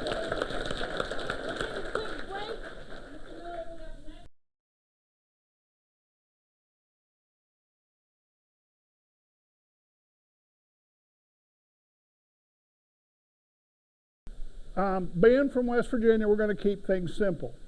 This means yes. This means no. This means I have no clue and you've lost. Rule number 2, there is no such thing as a stupid question. Only a question you keep to yourself. So before we get started, how many of you all know what you're looking at when you look at a lithium-ion battery? That's cheating. The folks over here are not allowed to answer. You all have heard of inclusion. We're practicing educational exclusion. How many of you all got earbuds? No, see, you didn't know there'd be an exercise program. Keep your hands up. You realize you're putting a lithium-ion battery in your ear? Are you aware that according to the American College of Emergency Physicians, they treated over 14,000 injuries in the United States related to earbud injuries? Are you aware that that's 60 times more than anything related to other lithium-ion batteries? Oh my God. How many of y'all got a cell phone? Again, more part of the exercise program if you want to balance them out, change it into arm day. You do it too much, you come to West Virginia, we're going to think you're a goose flying south. But what if I told you last year there were almost 27,000 incidents involving cell phones? Oh my God. My statistics are correct, right? So, but everybody, all of a sudden now there's this panic about EVs and other stuff, and we don't understand how much this technology has permeated our lives. So I want you to shift gears. Ron, Chief Ketterman, did a great job talking about the impact on the FDNY. And there are 3 commandments of lithium-ion batteries I want you to know as we get started. 1, the lithium-ion battery you buy for that product is designed to work with the battery that came with that product. And it is designed to charge at a specific rate over a specific period of time under specific conditions, which is why they give you this little thing called an owner's manual, which we being guys, what's that mean? Well, we don't need that. Rule number 2, never underestimate the power of a redneck in a tool set. Because I can fix it. I go buy my, I'm going to pick on Volvo, go buy my Volvo, and I buy everything, and they put the home charging kit in the back. And I've spent all this money, and they tell you, sir, what's your first name? Jason. Hi, Jason. Thank you very much for your purchase of your Volvo. By the way, you have to take this thing home, and you got to charge it, and you're going to have to install this program. And it's going to cost you about $1,500 to have an electrician put it in. You're probably going to have to get a building permit, which in the city of Charleston, West Virginia, where I come from, is going to cost you $175. And by the way, we want you to be on a dedicated circuit, so when you have, how many amp is your service in your house? Oh, by the way, you probably want to be on at least a 200 amp service. Have it on a 220 volt thing. Please park it like this. So you go home and you go, I got my cousins Larry, Harry, and Daryl, and my other brother Daryl, and he wired up the lights out to my tool shed. I'm going to bring him in here. And he looks at you, and what was your name again? Jason. He's going to say, Jason, you don't need all that stuff. By God, we'll just wire it up there to the dryer in the garage. So then Mrs. Jason comes out, and she wants to dry clothes while you're charging your car. And then we have a problem. Rule number 3, commandment number 3. These batteries are designed just like any other mechanical device. They have operating conditions. So being a purveyor of mud hole chemistry, what is this in its simplest form? No, it's not a bottle. Come on, no hazmat people in the building? Who said it? You get extra credit. It's a container. And like any and all containers, it has designed, engineered, and built-in safeties. What is the designed, engineered, and built-in safety for this container? The lid. Which, under proper conditions, I turn it sideways, the safety works, right? Just like an electric vehicle. Just like any other mechanical device. So is that electric vehicle designed, and the safeties inside that battery designed to work when the car ends up on its top? Yeah, maybe, but probably not. What about if it goes 130 miles an hour sideways into a telephone pole and you have 42 inches of intrusion into the battery compartment? So then why is it the car's fault? Huh?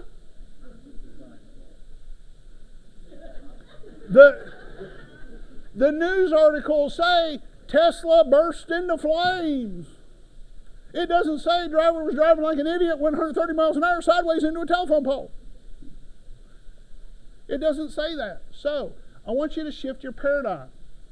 Now Chief Ketterman talked about all the different types of vehicles and everything else, and there's all kinds of different battery configurations, battery formats, battery voltages. You know, there's your car typically is 100 kilowatt hours. Remember he talked about kilowatt hours, and remember how their standards are less than 50 kilowatt hours. Certain things. Much bigger than that. Much bigger than that. So, how many of you all as inspectors, and I see yours says tech.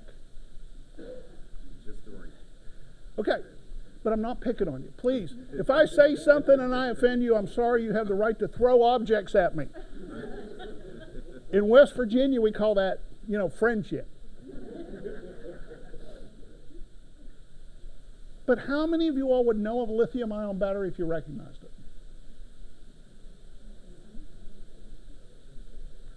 If you walked into a house right now, or a business, and I'm going to use this bathroom down the hallway. Yes or no? Is there a lithium-ion battery in there?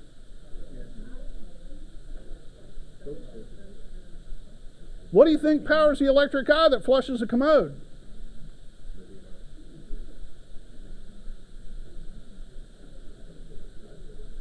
So why all of a sudden did this become a problem whenever they came to cars? So, large-scale battery storage. How many of you all, when I mentioned it earlier, did anybody actually Google Morris, Illinois? Nobody did. You did. 100 tons of these things were stored in a school building. What if I told you the Coast Guard issued a warning in 2017 about waste batteries? Oh, yeah. You can pass it around. These are different types of cells for different applications. I'm going to start one way back here in the back. See, I get an exercise program too.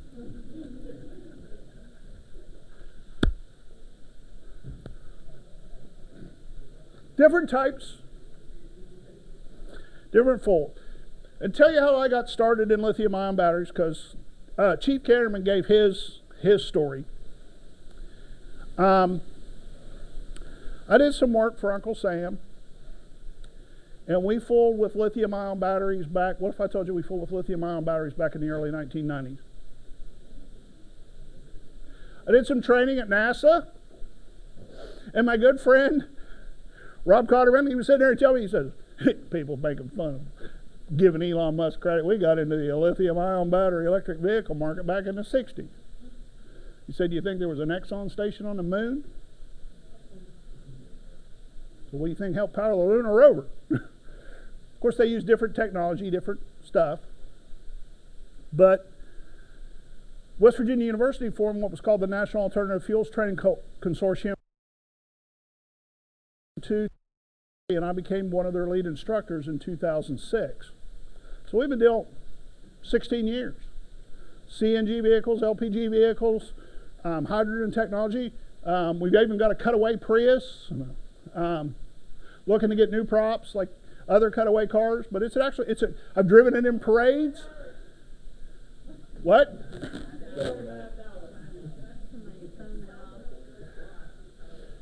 But I've driven this car in parades. It's a cutaway car. You can see all the high voltage cables and everything else, and it's really cool. I know people in southern West Virginia put an inspection sticker on it and drive it. But you go to these are becoming really big. They're called battery banks. The largest one I know of is in the Mojave Desert on solar panels. It has about 1,400 of these type cellular banks. They're basically a Connex box that has battery banks inside of it. Different cooling systems on them, stuff like that. There you see another large one up here, up there in the upper left. There you see an e-bike. After Hurricane Ian, they were parking cars. Insurance companies were towing cars and parking them like on the parking lot of Daytona Raceway, other parking lots. And they noticed that they started bursting on fire, and everybody's blaming the car. Well, it's not the car. It's simple chemistry. How many of you all have seen all the stuff on the internet about lithium mines? You know, how awful they are and all this other stuff. Well, I'm not saying they're not. But I am telling you that a great deal of lithium that's used in industrial processes comes from salt water, sea brine. Lithium has atomic number 3. It's the lightest metal known to man. But it's like all those other little, rare earth metals. It don't like water. It don't get along. So if you immerse this thing in water, the lithium battery in water, well, salt water corrodes. So the salt water corrodes the technology, the safeties, and moisture permeates the battery cell. And then you get a thermal reaction. Not the car's fault. Don't park your car in a hurricane. Don't drive through water. How many of y'all have heard, turn around, don't drown? Well, even applies to Teslas. So, like all alkali metals, it's highly reactive. If I took sheets and film of aluminum, and like this battery that they're passing around, it's real thin sheets. It's actually micromils. If I put that in water, there's going to be a reaction. Maybe slow, maybe violent, but it's going to be an exothermic reaction. It's going to give off energy and going to give off heat. You are not going to find lithium free in nature. It's bound with something. And the reason I'm talking to you this about as prevention professionals, when you're talking to the community, remember when she said when she was reading about my bio about there's no glory in fighting a fire could be prevented?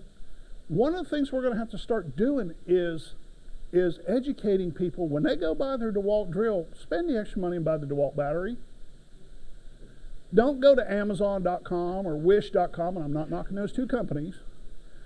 But if you want to see how bad it is, go to Wish.com and Google UL stickers. You can get UL approved stickers. You can get a roll of 1,000 of them for I think it's like $40. UL approved stickers, and I can go put it on there. And what are you going to do as an inspector when you see that UL? No, I'm sorry. He's eating. I'm picking on him. Anybody else in here an inspector? Come on. I see everybody going, I'm not raising my hand. He'll pick on me.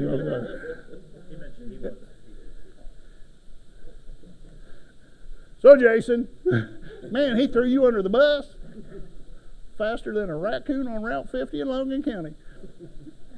If you see a UL sticker on something, are you going to question it?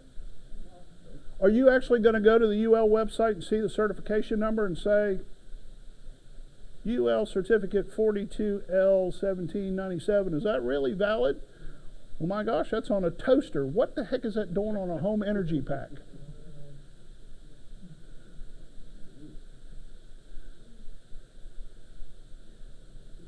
So, it affects everything we do. Law enforcement, fire, EMS. I did a training last week for the Maryland Safety Institute on EMS. Do you understand that the weights of these electric vehicles directly impacts mechanism of injury? The weight of that battery. So that Tesla Model 3, and again, I'm not picking on Tesla, slams into that Toyota Corolla. You have major weight differentials, and the mechanical forces on that person are much greater than if it was a regular vehicle.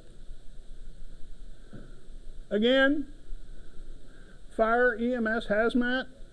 How many of you all have ever seen the fire versus, is it a fire incident or is it a hazmat incident? See, I'm on the hazmat side. Like I said, I'm a purveyor of mud hole chemistry. What now? It hasn't affected me at all. So, I've heard people talk about, well, the toxic runoff. If we fight a fire, we're dealing with toxic runoff. Well, who says it's toxic? Who says it's more toxic than a regular vehicle fire?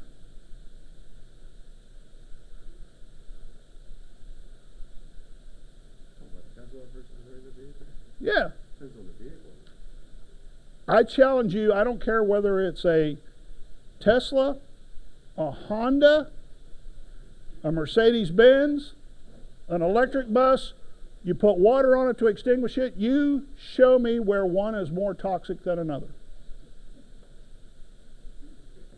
You have to understand the chemistry of burning plastics. Burning plastics give off all kinds of nasty stuff, including hydrogen cyanide, organic carcinogens, all this other stuff.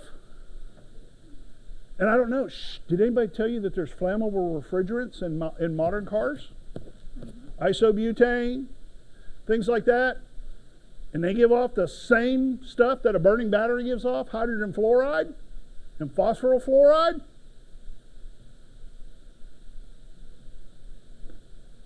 So everybody, my question to you, to challenge you as prevention and educators, is, are we looking for a reason to challenge it? Are we looking for a reason to make a mountain out of a molehill? Is it a risk? Yes. Is it a challenge? Yes. I will not argue that anywhere on anything. But is it so atypical and so deadly that we have to do that, break out the silver bullets, wooden stakes, and garlic as a fire service to deal with it? No. We've got to rise to the challenge. But it's not just us. We've got the whole continuum that has to change. We've got to change the whole continuum. And we've got to change where we educate. You heard in the video that Chief Kennerman showed where the FDNY said they're an all hazards department. Anybody know when FEMA and the U.S. Fire Academy started teaching all hazards planning? Anybody know? What if I told you the first document came out in 1996?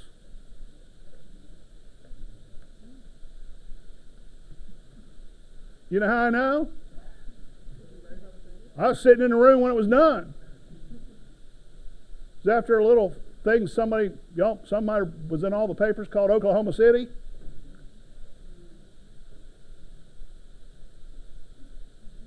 And 2 years after that first World Trade Center bombing in 1993, when they said if it can't be shot, handcuffed, or thrown in the back of an ambulance, we're going to send a fire truck after it. So they started talking about all hazards planning. Well, this is just another hazard we have to plan for. It starts with a risk assessment. How many of you all have done a community risk assessment? I drove in here today and I told you how I counted 11 electrical bikes parked at things just on the route that I drove in.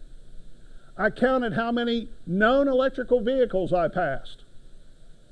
Why? Because I'm a risk manager. In my paying job, I'm responsible for the administrative, physical, and technical safeguards that protect state government in West Virginia. Everything from terrorism to militias to eco-protesters to everything else. I sat on a panel with the National Science Foundation at the University of Alabama, their School of Engineering. And what if I told you that there is documented chatter among people that would like to do us harm about lithium-ion battery technology being used as an initiator or an instigator for a much larger type device?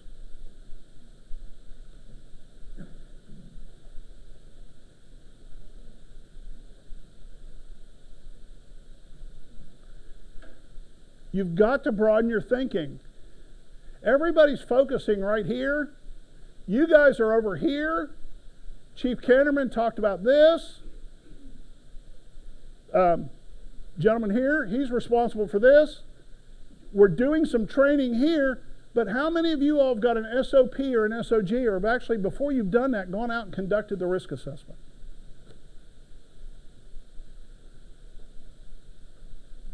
Here's some ways you can do your risk assessment. Contact the Department of Motor Vehicles, give them the zip code of your district, and ask them how many electric vehicles are registered in your area. Stop at your local auto body shops and your mechanical repair shops and ask them how many, can be anecdotal, how many of these you deal with on a day.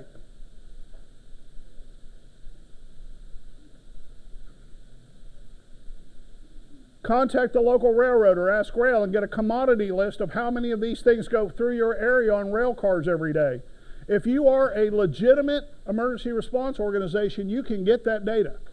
It's called a commodity report.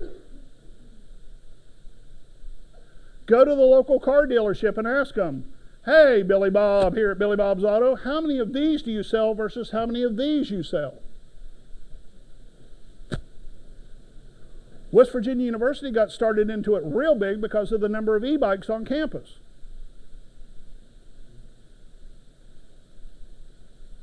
If you want a basic SOP or SOG, you can go to the National Volunteer Fire Council. We have a free one that's in Word that you can just, find name of your fire department, put your name in here, and, substitute. I have to get my 16-year-old son to do it because I'm not very technically savvy. I struggle with on-off buttons. But it gives you a start, so you can at least say you have a policy. You have a procedure. You got to start somewhere. So a little bit about the technology. Not going to go into it very much. I are not an engineer, and I slept at a Marriott last night, not a Holiday Inn Express. I know that electricity and I do not get along. We have a mutual agreement to stay away from each other. But it's basically, there's a cathode, an electrolyte. They're not, all lithium-ion batteries are not the same. There's lithium manganese phosphate, there's lithium iron, there's lithium this, lithium cobalt oxide, all kinds of different stuff. And through that process of the exchange of electrons, it generates electricity. Now, the nice thing is, it's rechargeable. There's lithium metal batteries, like you go down there and buy your Energizer battery. Oh, this has everyone seen this? Up, front row. There we go. That's exactly what that is, but there is a lot of them. But the thing is it allows the free exchange to go back the other way to recharge and rebuild the cell. Did I cover that basically? Now, during this process, heat is generated.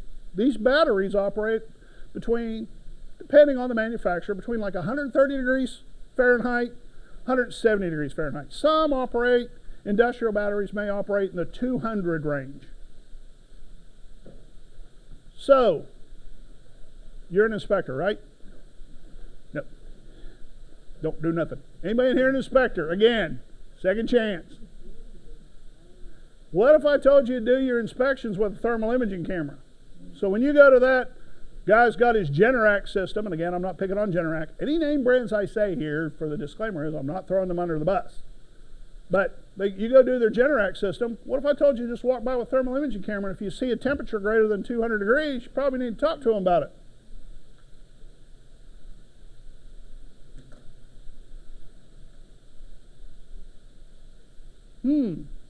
Could be a problem. Again, here's different types of batteries. All these things, the lithium ferric phosphate thing, they say, oh, they're the best. Okay. Well, then you go talk to Samsung and they say, our battery's the best. Just a different recipe. What now? Just a different recipe. It's a different recipe of cooking the same stew. Electricity. Different things. There's lithium, cobalt oxide, manganese oxide, iron phosphate, lithium, nickel manganese. And just so you know, according to the International Energy Commission, which is part of the UN, there's about 70 to 80 different technologies out there, and there's even new ones coming out every day. The issue becomes on feasibility of manufacture, practical applicability, service length, service use, all these different things. But there's different stuff out there. Again, other technologies, where they're used at. Now, they may be used in other applications, but just to give you a thing. And by the way, we've turned this presentation over, and I understand, is that correct, Teresa? Everybody's going to be able to get a copy of it? Yep. So, don't worry, share it. Different voltages. This is particularly for portable tools, things like that. Again, different things. You'll notice there's what's called emulsion layers. There's layer, electrolyte, layer, emulsion. If you roll them out, or, which I like to do, I like to blow them up, you'll see all that stuff come apart. They would not let me blow stuff up at NASA.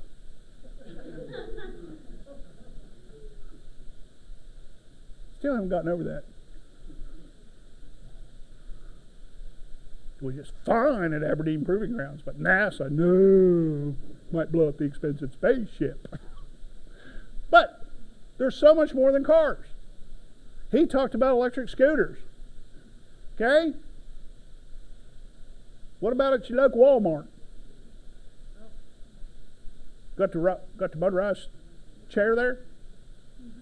See, Walmart got an education last year outside of Indianapolis. See, they had a $1.2 billion lesson in going with the low bidder. They converted all their forklifts from propane to electric batteries. But then they did exactly what Chief Canterman said not to do. Jeffords Corporation, who has the contract for batteries for Walmart, said this is the type of battery you need to do. Well, this company that has a contract with Walmart for that stuff said, oh no, we can get those batteries much cheaper. We can go on, Billy Bob's and buy them from Trash Canistan and plug them in, they'll work. Oh, they worked into a $1.2 billion urban renewal project. Correct? You've heard of this incident? And the guy says, well, maybe you know what the difference in price was? For a $1.2 billion thing, the difference in price was actually $12,400. That's a pretty good return on investment, isn't it? You guys would be happy with that, wouldn't you? Your stockholders would be thrilled with that. What about that? If I told you electric vehicles, my good friend from Kansas, Steve Hurst, cried when he saw this. What if I told you that tractor weighs 62,000 pounds? So where does that come into play in terms of rescue? Anybody in Western Maryland, you guys ever do farm rescue classes? So what if you go break out your 20-ton airbag to go pick the tractor up off Grandpa Farmer, but it worked on all the other John Deere tractors? What if I told you that John Deere tractor operated between 550 kilowatt hours of energy and 1,200 kilowatt hours of energy? And what if I told you that John Deere in its testing thing says that thing will arc 3 feet? Whoa.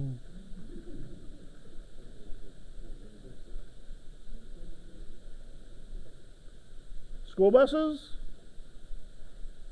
Construction equipment? City buses? Forklifts? It's everywhere. So, how many of you all have ever heard the term 18605 cells? Again, you cannot answer. It's like a AA battery on steroids. Right. The 18 has to do with the diameter. It's 18 millimeters. 605 is it's 60.5 centimeters long. Just like those of you who hunt or play with ammunition, 7.62 by 39, 7.62 by 51. See, where I normally teach in the South, rednecks get it right away. Oh, yay, yay. Got me one of them. Got me one of them 30-round mag. No. Well, I want you to think, in an electric vehicle, now these are all hooked up in series. Notice the connection. They're all hooked up in series. What if I told you an electric vehicle, a Tesla Model 3, there's 7,000 of them? You go back to John Deere tractor. What if I told you there were close to 40,000 stacked in series?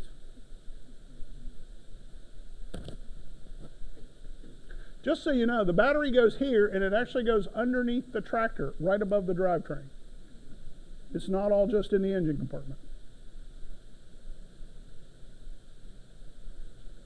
There's different configurations. This is a Ford Focus. Anything with orange is high voltage. Anything with orange is high voltage. Which for me, coming from where I come from, means keep your hands off of it. And how many of you all have raised kids? Raise your hands. How many of you all have raised firemen? Come on. Even more of you. Any of you all an officer? Raise your hand if you're not. See, guys, the education and physical education program is not over with until I say so. Got that? So you've raised firemen, right? So what happens when you tell them don't touch it? Oh, yeah. Hey, y'all, watch this.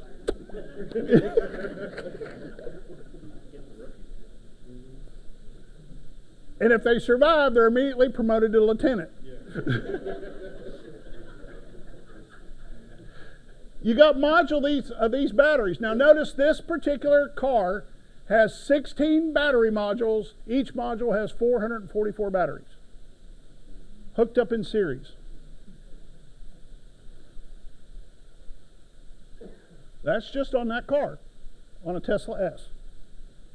Depending on model, like Ford Lightning, could be twice that, 3 times that amount.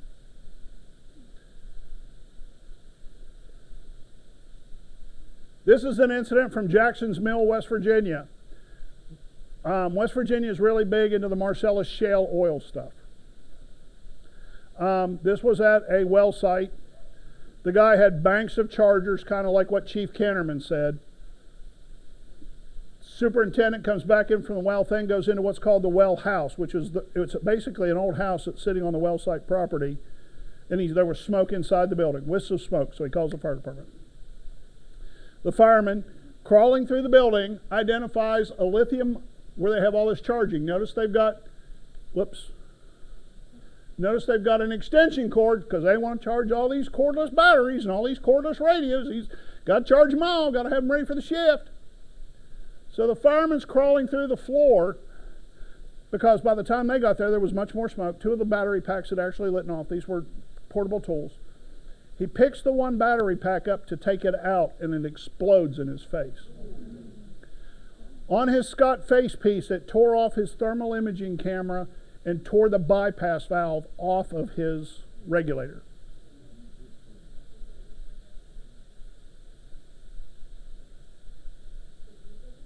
What? He survived, but it detonated with enough force to take the bypass, you know what I'm talking about, the bypass valve? Took the bypass valve off the side of the regulator and took the thermal imaging camera off the side of the facepiece. Now, they were all aftermarket batteries that blew up.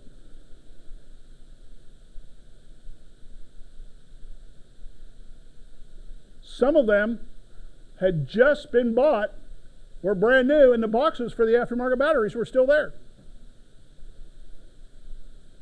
Again, when you do your education and your outreach, the battery is designed to charge at a specific rate over a specific period of time using the stuff that the manufacturer sent with the battery.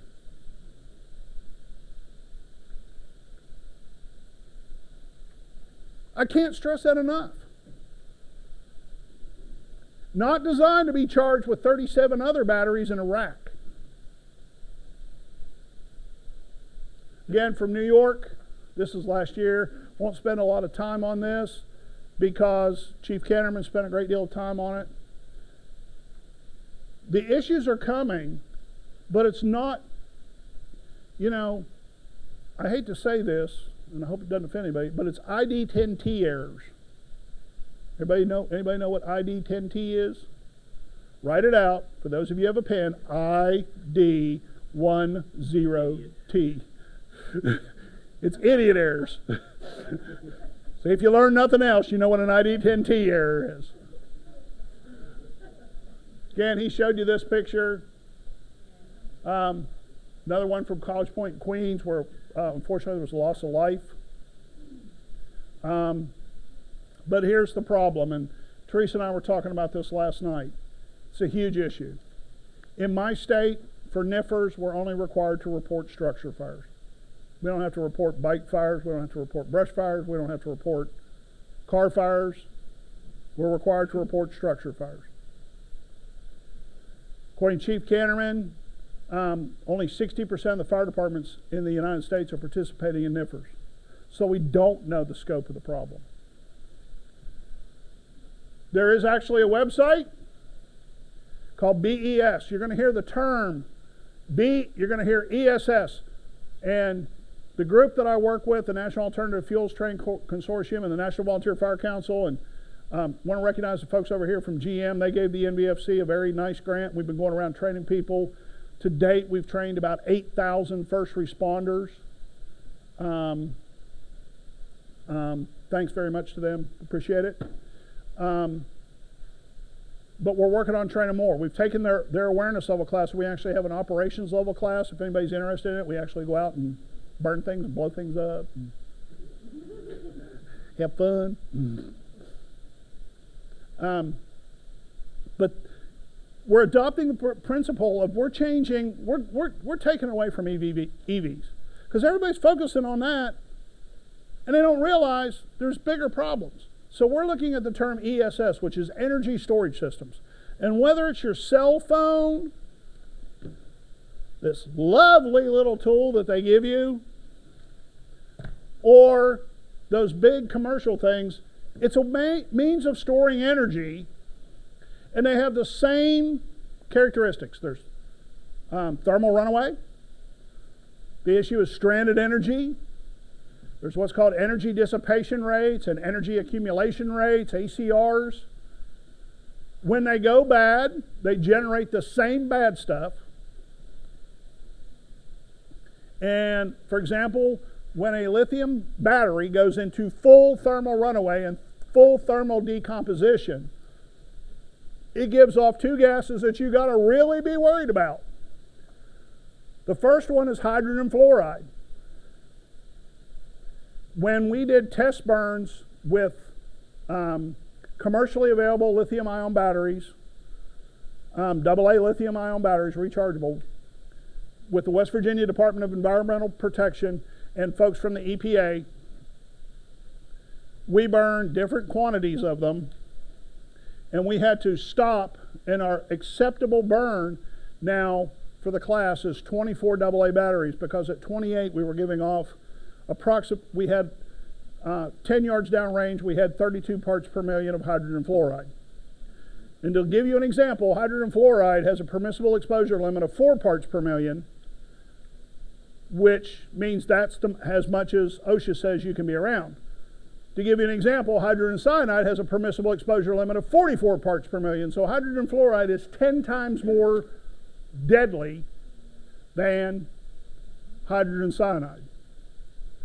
The other bad thing about hydrogen fluoride is when it comes in contact with moisture, it forms hydrofluoric acid. So anybody in here, an extra man on the truck, EMT?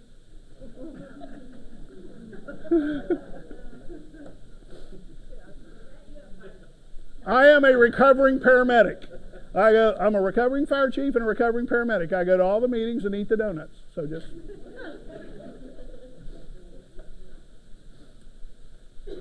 So what do most people do? And we talked about this last week at the safety meeting. What most fire departments, when the EMS responds, they want to treat the person who's been exposed to that with high flow O2, 2 lines, TKO, keep them open. Right? Come on. Remember, this is yes. This is no. Right? Anybody disagree with me? Here's the problem. You have to treat these as a chemical exposure. Because when you give them that high flow O2 on a non-rebreather mask and you start those 2 lines TKO, all you're doing is increasing the perfusion of that toxin, and it is a cellular toxin. It will destroy on a cellular level. So all you're doing is killing them quicker and faster, but by God, they'll have good O2 sats when they roll in the ER. They'll have good systolic pressures. They'll be nice and pink.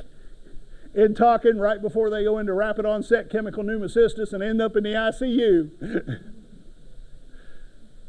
But you ever notice that you never see a death certificate that says died in the ambulance? They're either dead on scene or dead on arrival. No one ever dies in an ambulance.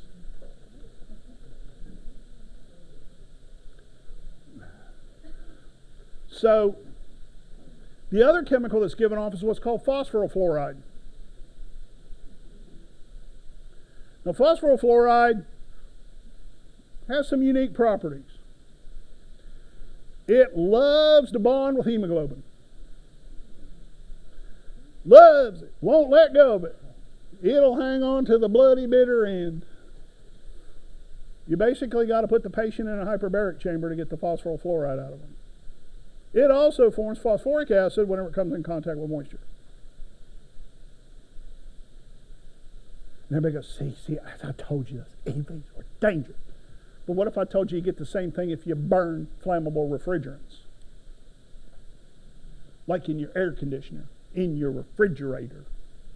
The isobutane. If you don't believe me, Google. They killed 2 people at UL testing flammable refrigerants because they didn't think to test for hydrogen fluoride.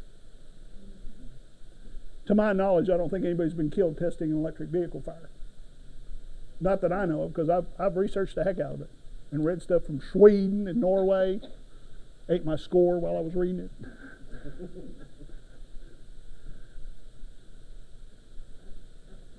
But what if I also told you that with a regular vehicle fire, you're going to get polyvinyl chloride, which off-gases, which forms hydrogen cyanide, organic peroxides, all this other stuff. That when you spray water on it, you're going to put it right back in the water stream. And the Department of Environmental Protection says it's ancillary. It's not going to create a big problem. And you're not going to have a huge problem with an electric vehicle fire. Yes, there is toxins present, but I guarantee you right now, if I tested that table with fluorine paper and everything else, I'd be willing to bet I could find what are called PABs and PACs. Anybody know what PABs and PACs are? They're called persistent bioaccumulating chemicals.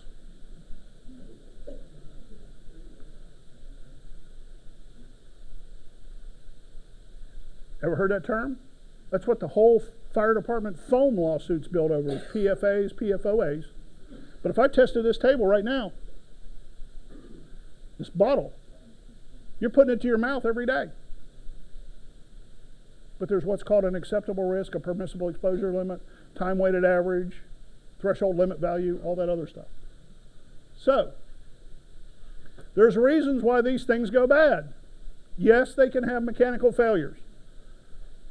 Not typically, the internal mechanical failure is caused by some external action.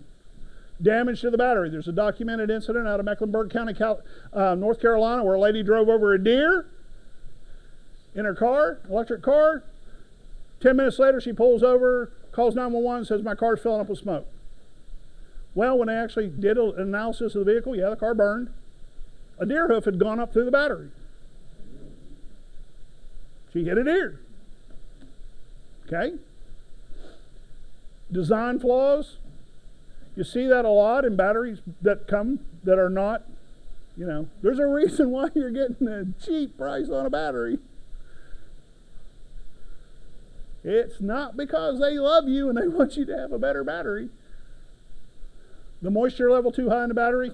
There's a lot of these batteries, different cells and different compartmental configurations that use, some of them use regular antifreeze to cool them. They use ethylene glycol, propylene glycol, other stuff. There's certain battery technologies that use what are called gel emulsions. It's like pumping jelly through it because it absorbs heat and has the ability to absorb a lot of heat in a short time and moves it through it. I was showing Chief Canterman and Teresa last night a picture of a school bus that has a heat exchanger on it. I kid you not. I could point you to the article. It has this heat exchanger on it. It's by a company that's breaking into the bus market. They said, well, the problem is that there's no link between the battery and the driver, so the battery doesn't know when, and it was a well-maintained bus, wasn't it, Teresa? I mean, it was I mean, the whole heat exchanger's covered in mud, dust, and the radiator coils are plugged full of things, which goes back to poor maintenance.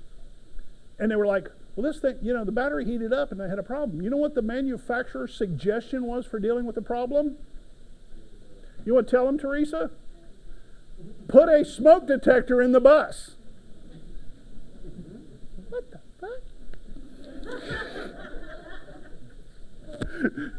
Put a smoke detector in the bus? The school bus that your kids ride on.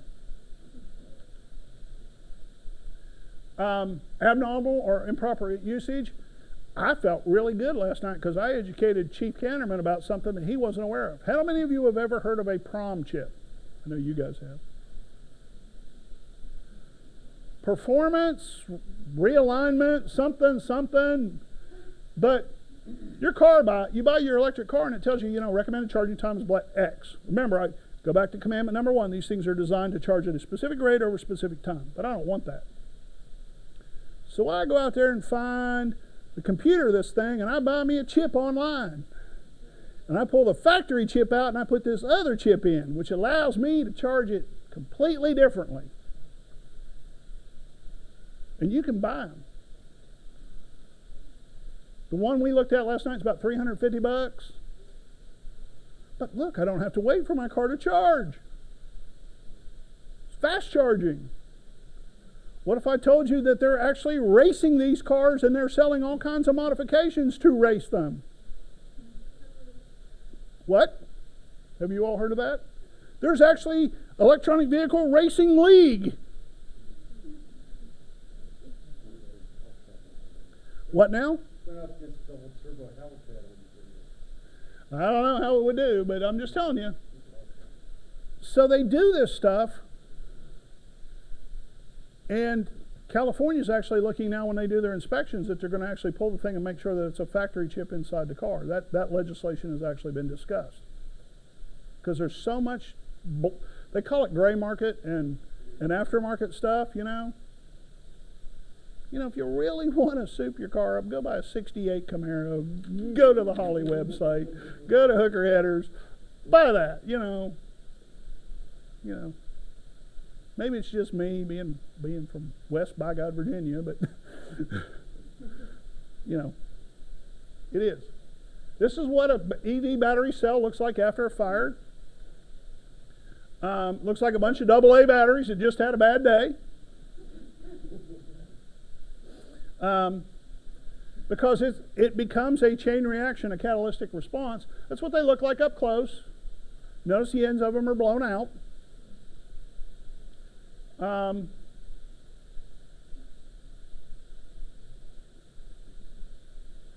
You got to understand there's a cycle to this. They do a lot of R&D testing. I would say on average, when I was in Alabama, I met with Honda and Mercedes-Benz. I've worked with folks from, spoke to the gentleman from GM. We were on a webinar together with the DOT and spoke to people from Lyon Bus Company and some other things. I'd say before the thing actually hits the road, there's probably 5 to 6 years of testing that goes before on it in most cases. So there's a lot of R&D that goes on that. Then they go look at the assembly and things. There's quality control measures along that way. And again, I'm not defending that industry. I'm telling you it's the same if you go to the Ryobi factory outside of Charlotte, North Carolina. There's the same thing that goes on there. There's R&D, there's quality control testing, there's component assembly, distribution center, the retailer, all this stuff around. It goes back to the discard stuff, which is how Morris, Illinois happened.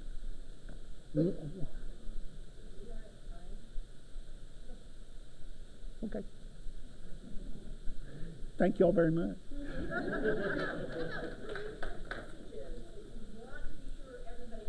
Okay, I want you to know about stranded energy. I want you to know that if you approach these vehicles and there's an event going on, make sure that you wear fire gloves. Don't use rescue gloves because the rescue gloves may not provide arc protection, and depending on how the battery's damaged, it may energize the whole car. Same with the home energy system. Got to pay attention to that. And thermal runaway, it's a thing. I'll be more than happy to answer questions on a break. That's what 24 AA lithium-ion batteries look like. Anybody want to know real quick how we set them off? we hit them with a 2-pound hammer. No external ignition source. Yes, you have a question? That's what 24 did. Frag distance of about 100 feet. We had projectiles came out. Some of the projectiles came out of the battery pack at 540 feet per second. So, if anybody has any questions, we've been more than happy to talk to you afterwards.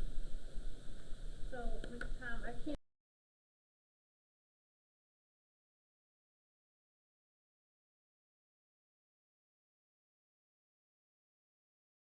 Probably do need that. Yeah, side's good. So I'm not as technical as all of the other stuff, but I did drive an EV here, and I'm going to talk about what car seats look like in that vehicle. Before we get started, though, I did want to just go over the objectives. I will talk about our law, which was upgraded in October, and the 4 steps, just basic overview of child passenger safety, things that may affect location and installation in a vehicle, as well as some technology and interactions or potential interactions with car seats. Okay, so here's our law. Basically, the only thing that has changed is that children now under the age of 2 have to remain in a rear-facing car seat. Otherwise, it's the same. We recommended that before anyway, but all children up to the age of 8, and these are minimums in our law, not best practice, have to be in a car seat or booster seat. Again, a child under 2 has to stay rear-facing. Everybody up to 16 has to be restrained in a car seat, booster seat, or seatbelt. And children under 16 can't ride in unenclosed cargo beds of pickup trucks. So that's it. The way our law is enforced has to do with the classification of the vehicle. So it has to do with Class A passenger vehicles, Class M multi-purpose, which would be SUVs, minivans, things like that, and pickup trucks, which are Class E, I think. So that means Uber and Lyft drivers typically drive one of those vehicles types in terms of how it's registered in Maryland. They have to follow our law. Daycares and church groups have to follow our law. Of course, it has to do with how the vehicle is registered, but we always recommend that if you're traveling in a car, that you follow the car seat law, even if it would be exempt from some of these classifications by the way the vehicle's registered. The exception would be taxi cabs, although those seem to be going less popular just because of Uber and Lyft and other rideshare opportunities. All right, let's see if this works. Looks like it might. So this is kind of why we use car seats. An older van showing unrestrained passengers. It's all about energy. An object in motion is going to stay in motion until acted on by an outside force. What were those outside forces in this case? Well, the driver had the airbag but no seatbelt. The kids were flying until they hit the windshield. They also hit each other. Those are not things that anyone wants to hit regardless of, how fast you're going. And the other thing to keep in mind is that vehicles are usually tested, and car seats, between 30 and 35 miles an hour, hitting a fixed barrier. So that is a lot of energy, but the way people are driving these days, it does not seem like you're traveling very fast. Whoops, and here we go again. Let's get you out of here.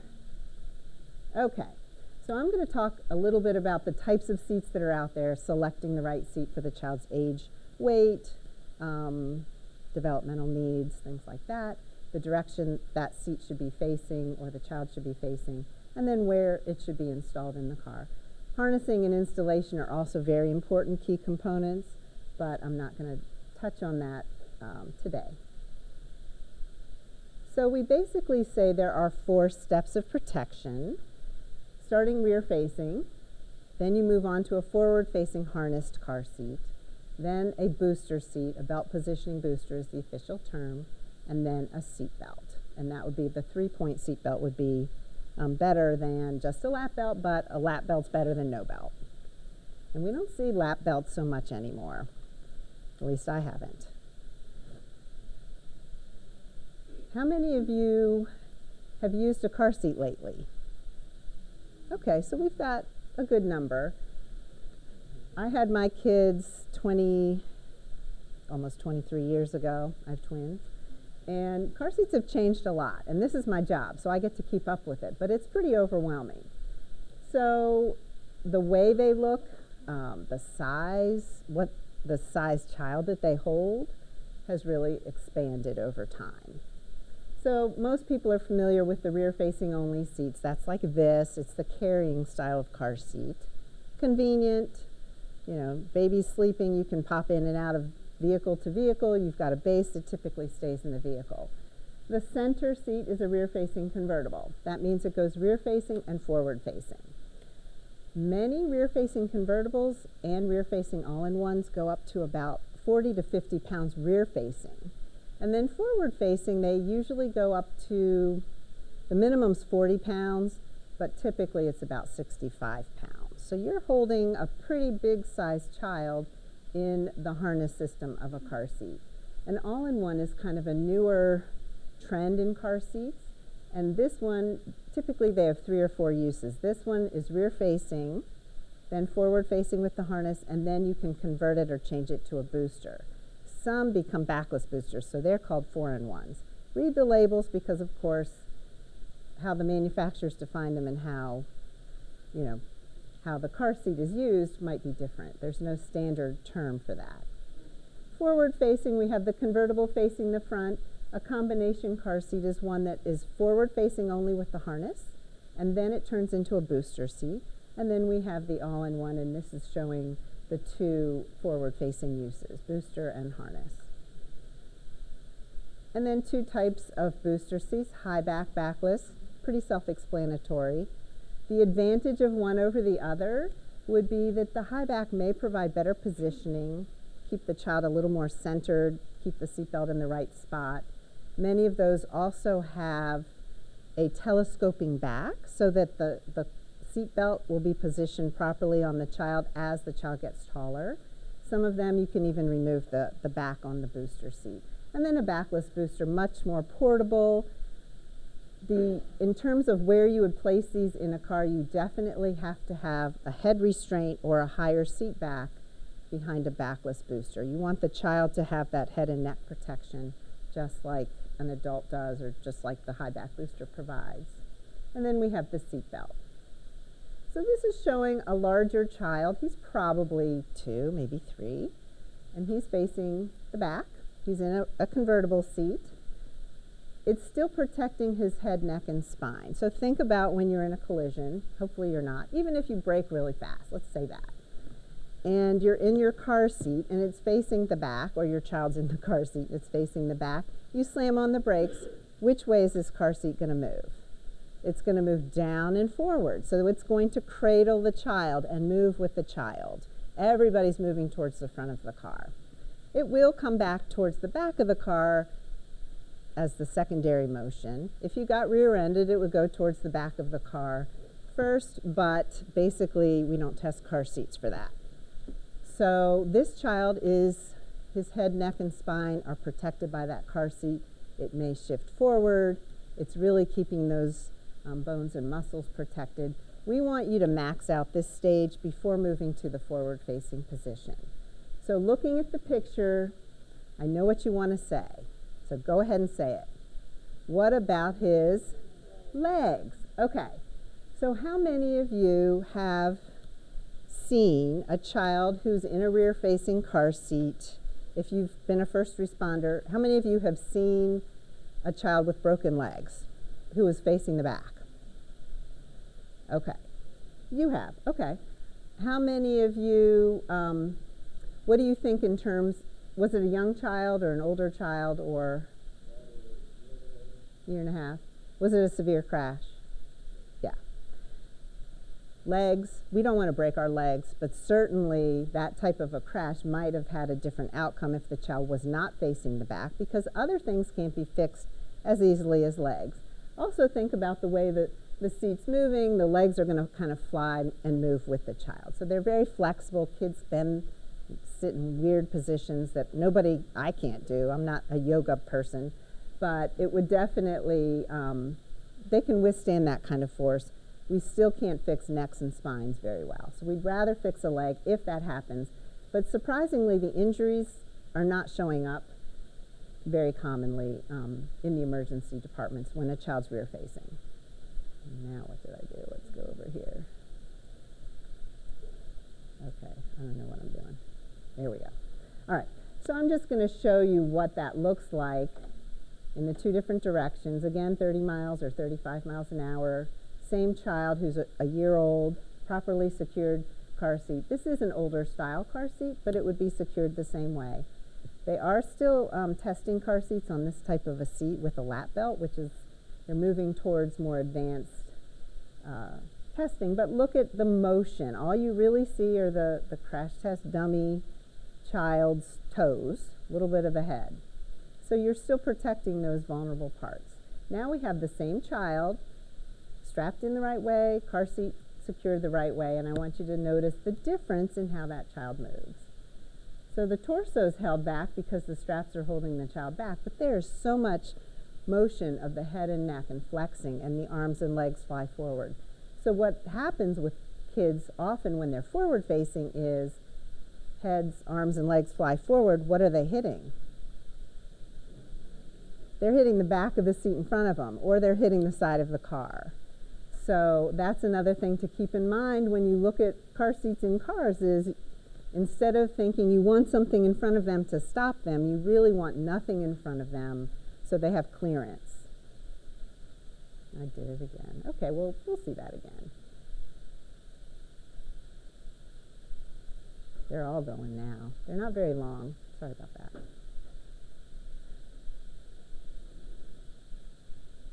Let me see if I can do it that way. I don't know where my little mouse is. We're going to just keep watching this and watching this. I don't know what's happening. There, okay. Forward facing. So once the child has outgrown the rear facing direction, they work similarly. They're going to really just hold the torso back though. The child will still slow down. The straps on the car seat are definitely built for the child better than a seatbelt is. And they'll stay in the upright position. You want to max out this stage too. You don't want to skip ahead just because your child looks big or doesn't like it or none of their friends are riding that way or whatever. You want them to stay in the protection that was designed for them. So where are we going to put the car seat? Well, obviously, if you had just one child and you had a big vehicle, the center would be the most insulated from any type of impact, side, front, back. It's not always compatible. Sometimes the center seat is pretty skinny. A lot of times it is. It also depends on how you want to install the car seat. And I'll talk a little bit about that later. Again, children should ride in the back seat if they're under 13 just because of airbags and energy in the front. And also because of that bone development. And you also have to look at who else rides in the car. So we'll have parents come to us and they want the car seat behind the driver's seat. But one parent, the shorter parent, drove the car there. So as soon as you put the rear-facing car seat behind the driver's seat, the parent's suddenly like, oh, well, you know, my spouse is 6'5" and has to push the seat all the way back. I don't think he'll be able to drive. And we don't want him driving like a clown car. We want him to be safe too. So you have to think about everybody who rides in the car. If you have a rear-facing car seat next to a door, do other people have to get out? Are they going to have to climb under or climb over or go out in the traffic side on the driver's side? So all of these are factors that we want people to consider, hopefully before we get to the point of helping them and putting everything in. There are two ways you can install car seats. Latch, which stands for lower anchors and tethers for children. And lower anchors are the primary method of installing the car seat. Those are special straps on the car seat that connect to two places in the vehicle. They are bars. The tether is the top strap that you would only use for forward facing. So that is not used rear facing, but the whole system is called latch. The seat belt, lap shoulder belt, if you're using a seat belt to install a car seat with a forward facing car seat, we still want you to use the tether. And I'll show you that, some pictures later. But wherever you are in a car, there should be a seat belt to use. So even if you don't have lower anchors available, definitely installed with the seatbelt then. And that might be the case in the center. Again, the tether for forward facing, it's going to reduce the child's head movement 4 to 6 inches, which doesn't sound like a whole lot, but when you think of the seat moving forward, the car seat stretching forward, and then the child's head moving forward, 4 to 6 inches can make a big difference in protecting the child from injury. So again, use the tether for forward facing installations, whether you're using lower anchors or the seatbelt. So this video, sorry about the blurriness, is showing 2 car seats, same size dummy. They're side by side, but we're showing you facing each other. And it's going to show you the tethering versus not tethering, if it works. And if it doesn't look like it works. Okay, basically the one on the left, the pink one, you can sort of see in a very blurry way that it was really pulled forward. That was not tethered. The one on the other side was tethered. There's still a lot of movement, but not hitting this dummy on the left. The head struck the seat in front. Sorry about that. So now let's talk about EVs. This is what I drove here today, our 2022 Chevy Bolt EV, which is actually kind of fun to drive, I must admit. I was skeptical, not so excited about this being a fleet vehicle for the state of Maryland, but there's still some downsides, practical matters of traveling all over the state on hilly terrain with a shorter span of before you have to charge, and then where do you charge and what do you do while it's charging, and all of those things, which of course I like to think about.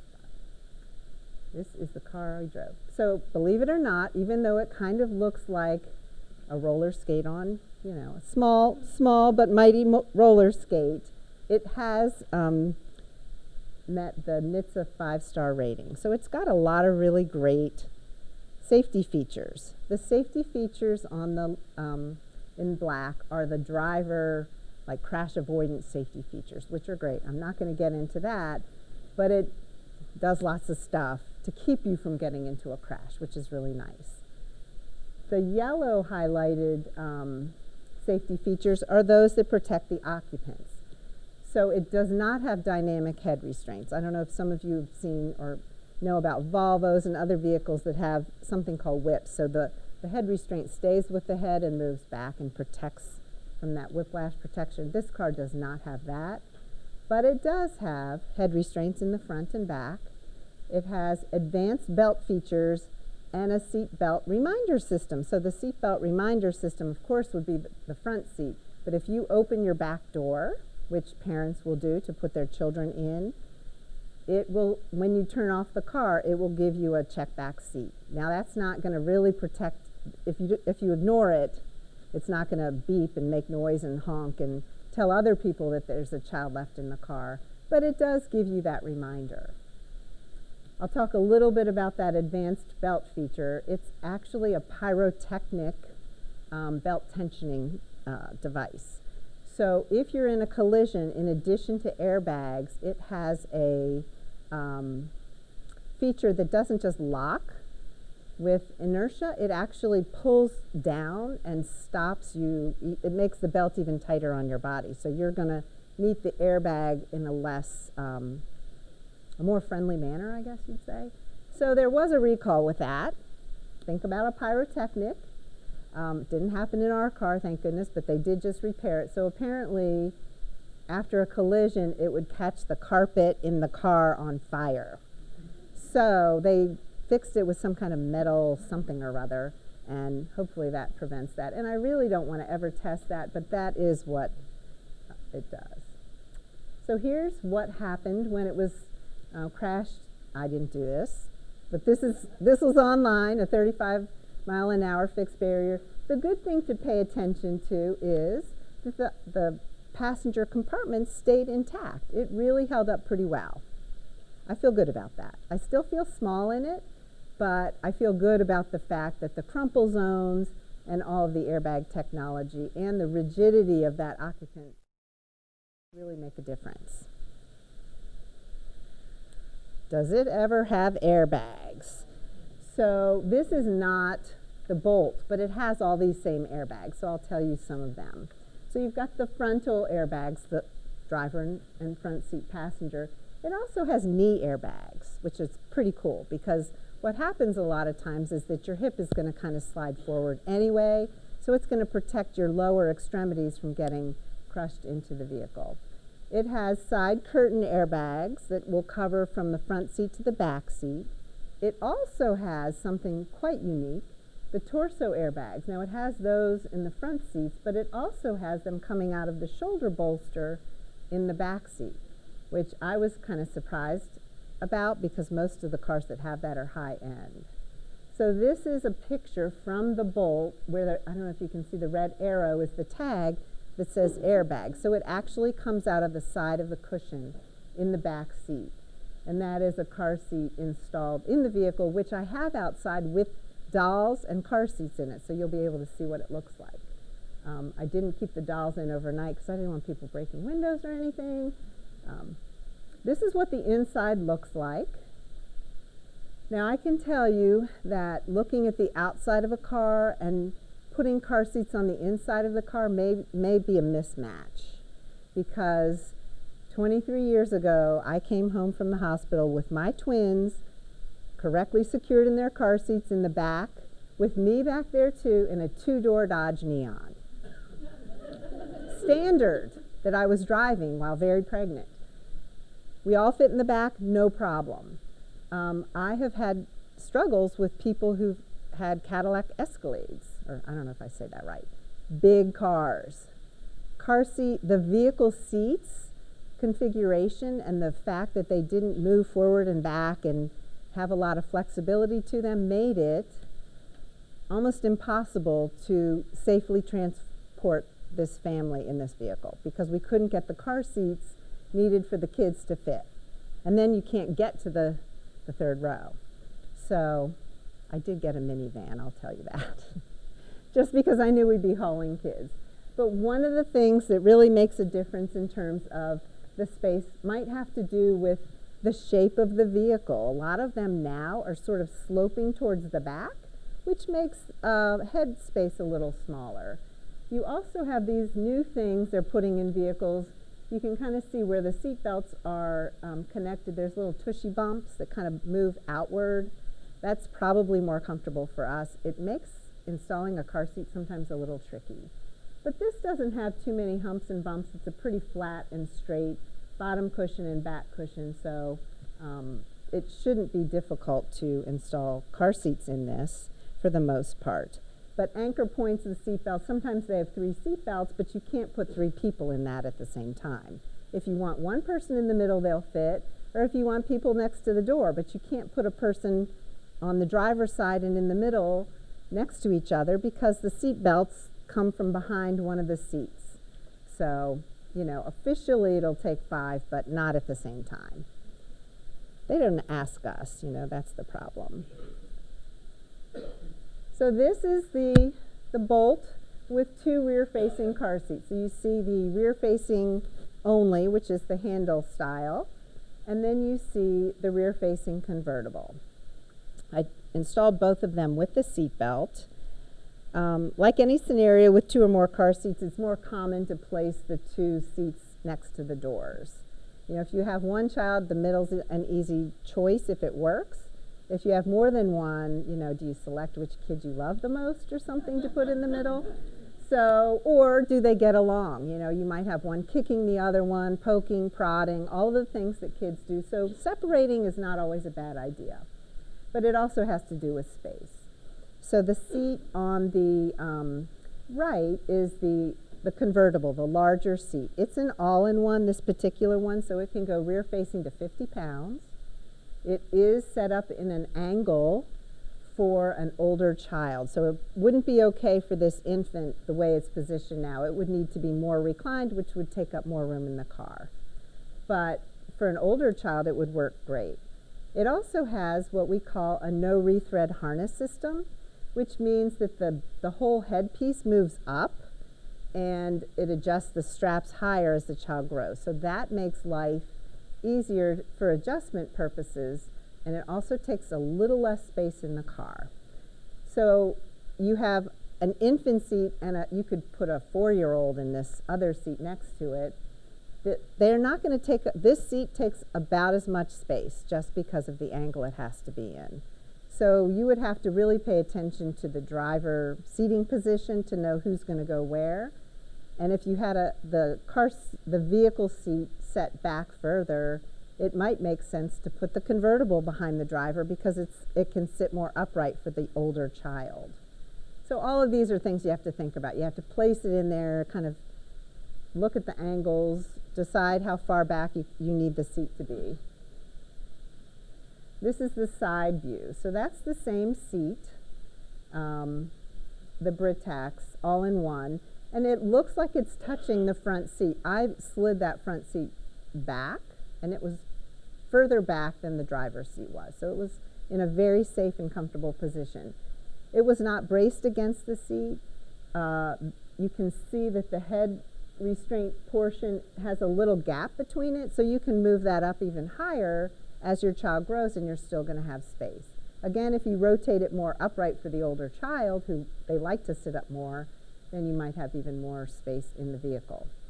But it worked quite well, and you know, it would make sense. If you only had one child and needed it to be more reclined, moving that seat into the center, then it would fit between the two front seats. I did want to talk about, I'll talk about that in the next. The picture on the right is actually both seats side by side from looking back from the front seat, and you can see that the seat belt buckle is still available for the center position, and the seat belt is still accessible, but you would have to be about this wide, and it really wouldn't be a very safe place to sit, but it is available. It wasn't overlapping or anything like that.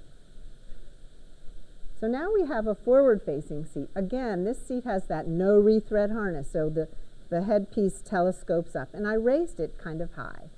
So this is the center seating position. I think it's sort of the angle of the camera, but you can see it does overlap or move into both of the side seating positions. So it would be a tight fit if you had this in the center. It also pretty much obliterates the driver visibility out of the rear view mirror. Although again, I have safety features. I have blind spot recognition and all that, so maybe I wouldn't want to see anybody coming up behind me that fast anyway, right? So this is what it looks like in the middle. You can see from the side also. One thing that most forward-facing car seats have to have is they have to be supported completely on the vehicle seat cushion, so they shouldn't stick off or hang off. So even in big vehicles, say pickup trucks, sometimes the back seat of a pickup truck isn't as deep as the front seat. So you may have trouble fitting a car seat on that with too much overhang, even though it's a large vehicle. You want to have the bottom seat cushion support the car seat. Sometimes for rear facing, it's usually an 80% rule where you can't have it stick off more than 20% of the car seat. But there's different crash dynamics. You definitely want to use your top tether. But you can see that this takes up a lot of space in the car. The same seat is now moved over to the side, so I can see out of my rearview mirror. It also would allow more space for another passenger in the back seat. But check out where the head part is if a child's sitting in that. There's not a lot of roof clearance. So this is something that's kind of a new issue. One car seat manufacturer actually specifies that they want 5 inches above the child's head and the roof line. Kind of makes sense, right? But there are SUVs that have like that stadium seat in the 3rd row, sits up a little higher, so it's really not made for adults. This would be the one manufacturer would not want you to put your car seat in that seat. So you might need one that sits a little lower on the vehicle seat. I'm also curious, I don't know the answer to this, but because of the side curtain airbag, I don't know if that would still deploy the right way, although I think it would because it would come down. But again, it's pretty, the head wings, which are going to protect the child, they weren't jammed up against the C-pillar, but they were definitely pretty close.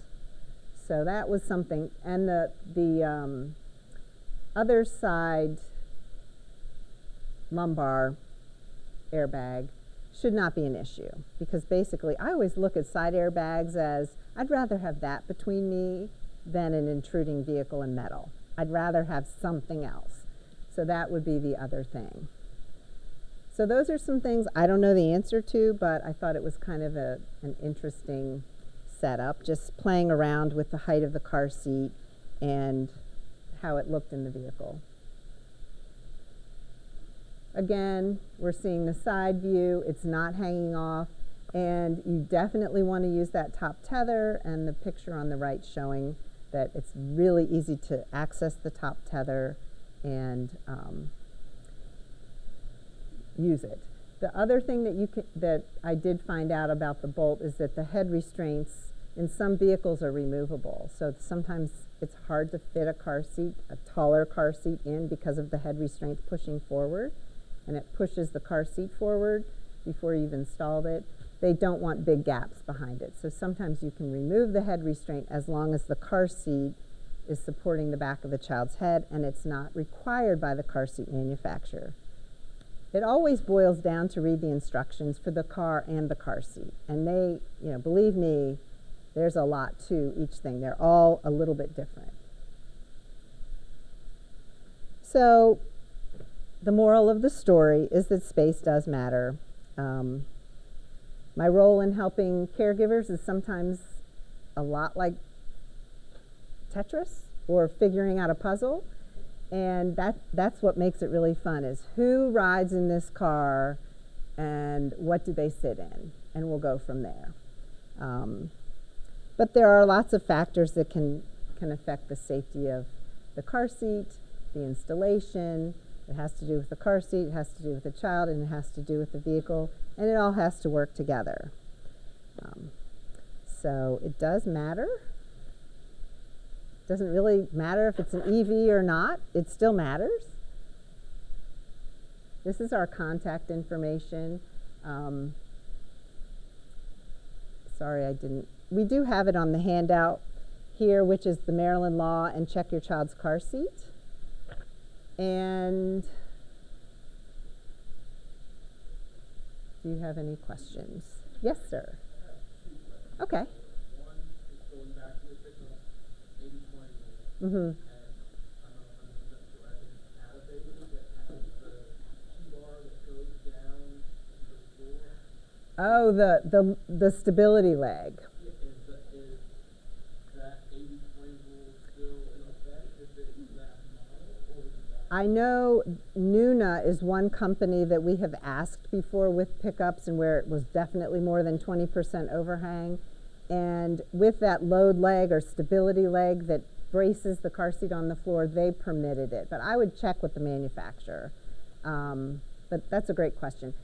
Another interesting point, though, is if you have stow and go vehicle seats, like in a, I don't know what, caravan type thing, because those seats are kind of hollow, the floor of the vehicle is a little bit more hollow, they may not allow you to use a stability leg because it may not have the right structure for that.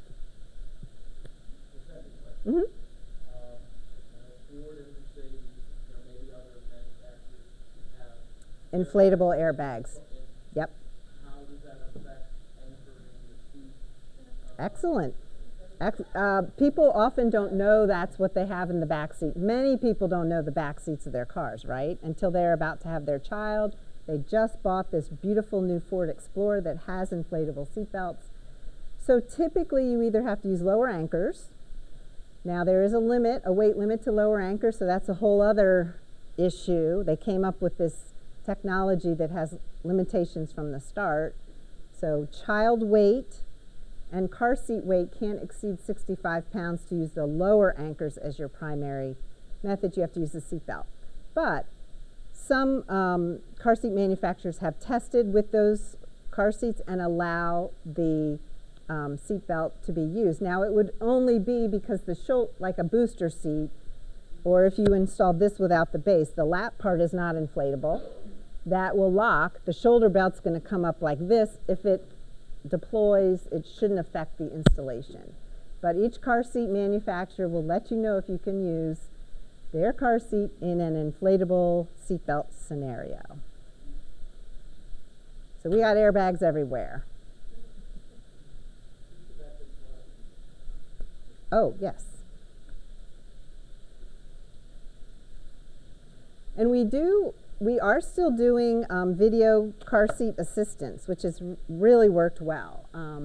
Where we use Zoom and the caregivers at their house, they go out to their car and we're watching, telling them to move their camera a certain way and having them be our hands and check the car seat, and we go through like a tutorial with harnessing the child, installing the car seat. We've gotten pretty good at it, and it's very gratifying to the caregiver, and it's much more convenient than having to go somewhere. Claire, I can't say thank you enough. Thank you. For coming today. It was fun. We have a lot of stuff, cool stuff for you. I think you gave me. Yep. Oh, thank you. Again, And we're I at have one-